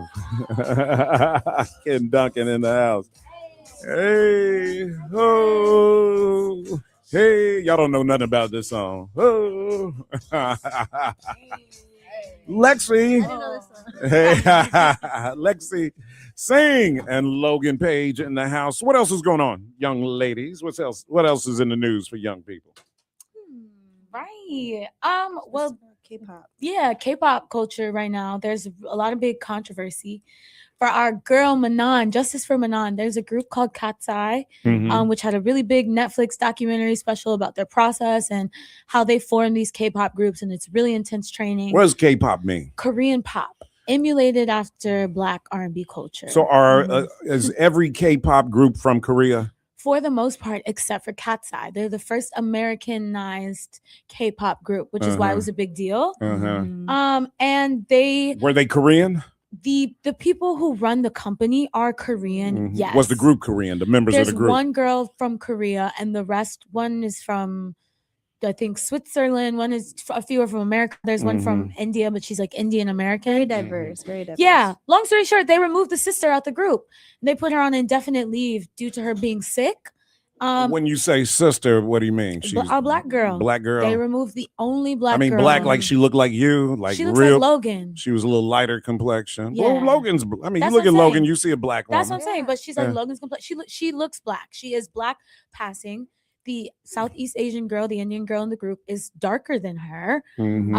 But they removed the black girl, and it's caused a huge uproar. Everyone is mad. Because they should. So what? I mean, was there a solid reason you think they removed her for other reasons? Though They said she's been sick, but I think it is how long is she gonna be sick? indefinitely sick to the point where they've gone and released now a new single without her in the group. Well. So here's the question: is she legitimately? Because I mean, she could be, right? Sounds like what happened with Beyonce's group. She made a statement insinuating that like whatever's meant to be will be, you know? I mean, because like, let's say, for example, if this was like blatant, they're on some BS because she's black. It's giving that. Wouldn't she be saying something though? Well, she's gone and done interviews with like Essence magazine and like all these other things. You know, she got a really nasty edit in the Netflix documentary. So there's always been a portrayal of her being What? this outcast, this outsider. Why, she have a bad attitude or something? No, you can't say that, Matt. What? She might. She doesn't. Oh, Lord have mercy. But it's just crazy because everyone wants to emulate black culture, but then they don't want to celebrate black people. And Okay. it's Right, that like, why would you again. kick her out if It's derived from her culture. So we got to get to the bottom of it. We're going Right. to put Logan Page, WVON investigative reporter on this. Dun, dun, dun. What do we need to find out about this then, right? Because this is a job for WVON. No, but that's what I'm saying. It's like, how often are we going to let the industry make this excuse of like, oh, this is normal, or things happen all the time, things change, are subjective, but like nobody's standing up for the sisters. What else is going on? I got money. Offset got shot. He got shot. I'm worried about him. What was that about? Tell people who Offset is, number one. One of the Migos. One of the Migos. The one of the last two Standing. Migos. Right, didn't one of them already get shot and killed? Yes. The one's already been Right. So then, and so what happened here? What was this shooting about? Some uncharted territory. We don't really know the reason behind, but we know it's at a casino. Right. Yeah. And the a lot of stuff always orchestrated. happens at casinos. You know? Yeah. Because there's drinking and money and all that The stuff two going things on. that cause problems. But there's a lot of drama right now with these black rappers, you know. This whole week has been crazy. Like, Some people getting shot and robbed. kidnapped. Right. So this is the representation for black men, and then the representation for black women is getting kicked out of K-pop groups, and- right? Right. So what's going on? What you tell me? What's happening? What are we gonna do about this? I'm gonna tell you who's living her life. Megan Thee Stallion. She is. She's doing her thing, She's dating doing her Klay thing. Thompson. They got like this power relationship. She's getting like all these endorsement deals. It's a whole thing. Like now, artists are starting to date. Like they're saying dating NBA players, Mhm. athletes, and stuff versus dating rappers. But the point I'm making is, to me, Megan has transitioned into, she's still Megan Thee Stallion, but she has like stabilized who she is and her focus and everything, and she is crossing over into a whole different, where she could have just been ratchet if she wanted to, and kind of stayed in that lane. She kind of made some moves that and she's a beautiful woman anyway as it is, so it really makes sense for her and doing all that. Real quick, Kanye West. Yeah. So there's a huge wireless festival. The festival is called Wireless in the UK. Pepsi is one of their huge sponsors, and when they announced the lineup, Pepsi withdrew their sponsorship from Wireless Festival. Then because of Kanye, and then Wireless actually had to cancel its festival, and so there's a big uproar. So right wait now. a minute, Pepsi was behind this? Well, Pepsi knew apparently that Kanye was going to be on the lineup when they originally signed their sponsorship deal. They got some pressure. Got some backlash once it was announced publicly. So let's boycott Pepsi then. Well, I'm down with that. Also, because I'm down with Kanye. Forget that. Why are they removing opportunities for up and coming artists? Because they don't care. Because they're bowing down to Israel. You really want me to get into that whole conversation we again? Get into that whole conversation. Man, I was talking about it a whole hour on my show earlier today. I'm always ready to talk about that. That is something that we should be and see what we should be doing there. Oh, Ken Duncan's got to get in there, but we need to be boycotting Pepsi and letting them know that if this is what you want to do, then this is what we want to do. Well, Kanye's doing just fine with his sold out 80,000 shows and making his comeback. So he's gonna do it. He come to Chicago. Salim says his granddaughter Paris Alexa is a K-pop songwriter. Incredible. It is. Love it. All right, guys. Thank you so much, Logan Page and Lexi. Don't go anywhere. Oh, congratulations to Hugh Boswell. He won a pair of tickets to go see the Alvin Ailey American Dance Theater at the Auditorium Theater. Go to auditoriumtheater.org and purchase your tickets April 24th through the 26th at the Auditorium Theater. Guys, love you to pieces. Share the show, everybody, on Facebook Live, so everybody around the world can know that Black people are talking and they're getting it on in Chicago. Don't go anywhere. Ken Duncan up next, y'all.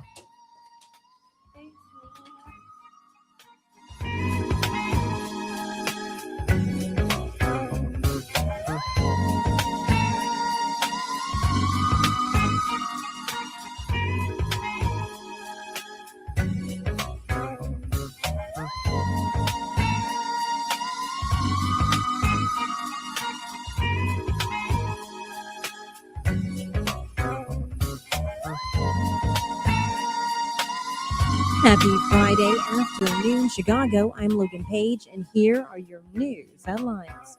Chicago officials consider crackdown on teen takeovers.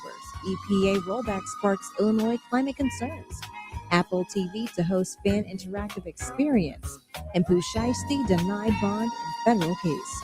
National news from the Black Information Network is up next on Chicago's only urban talk radio station, WVON 1690 AM, Berwick, Chicago.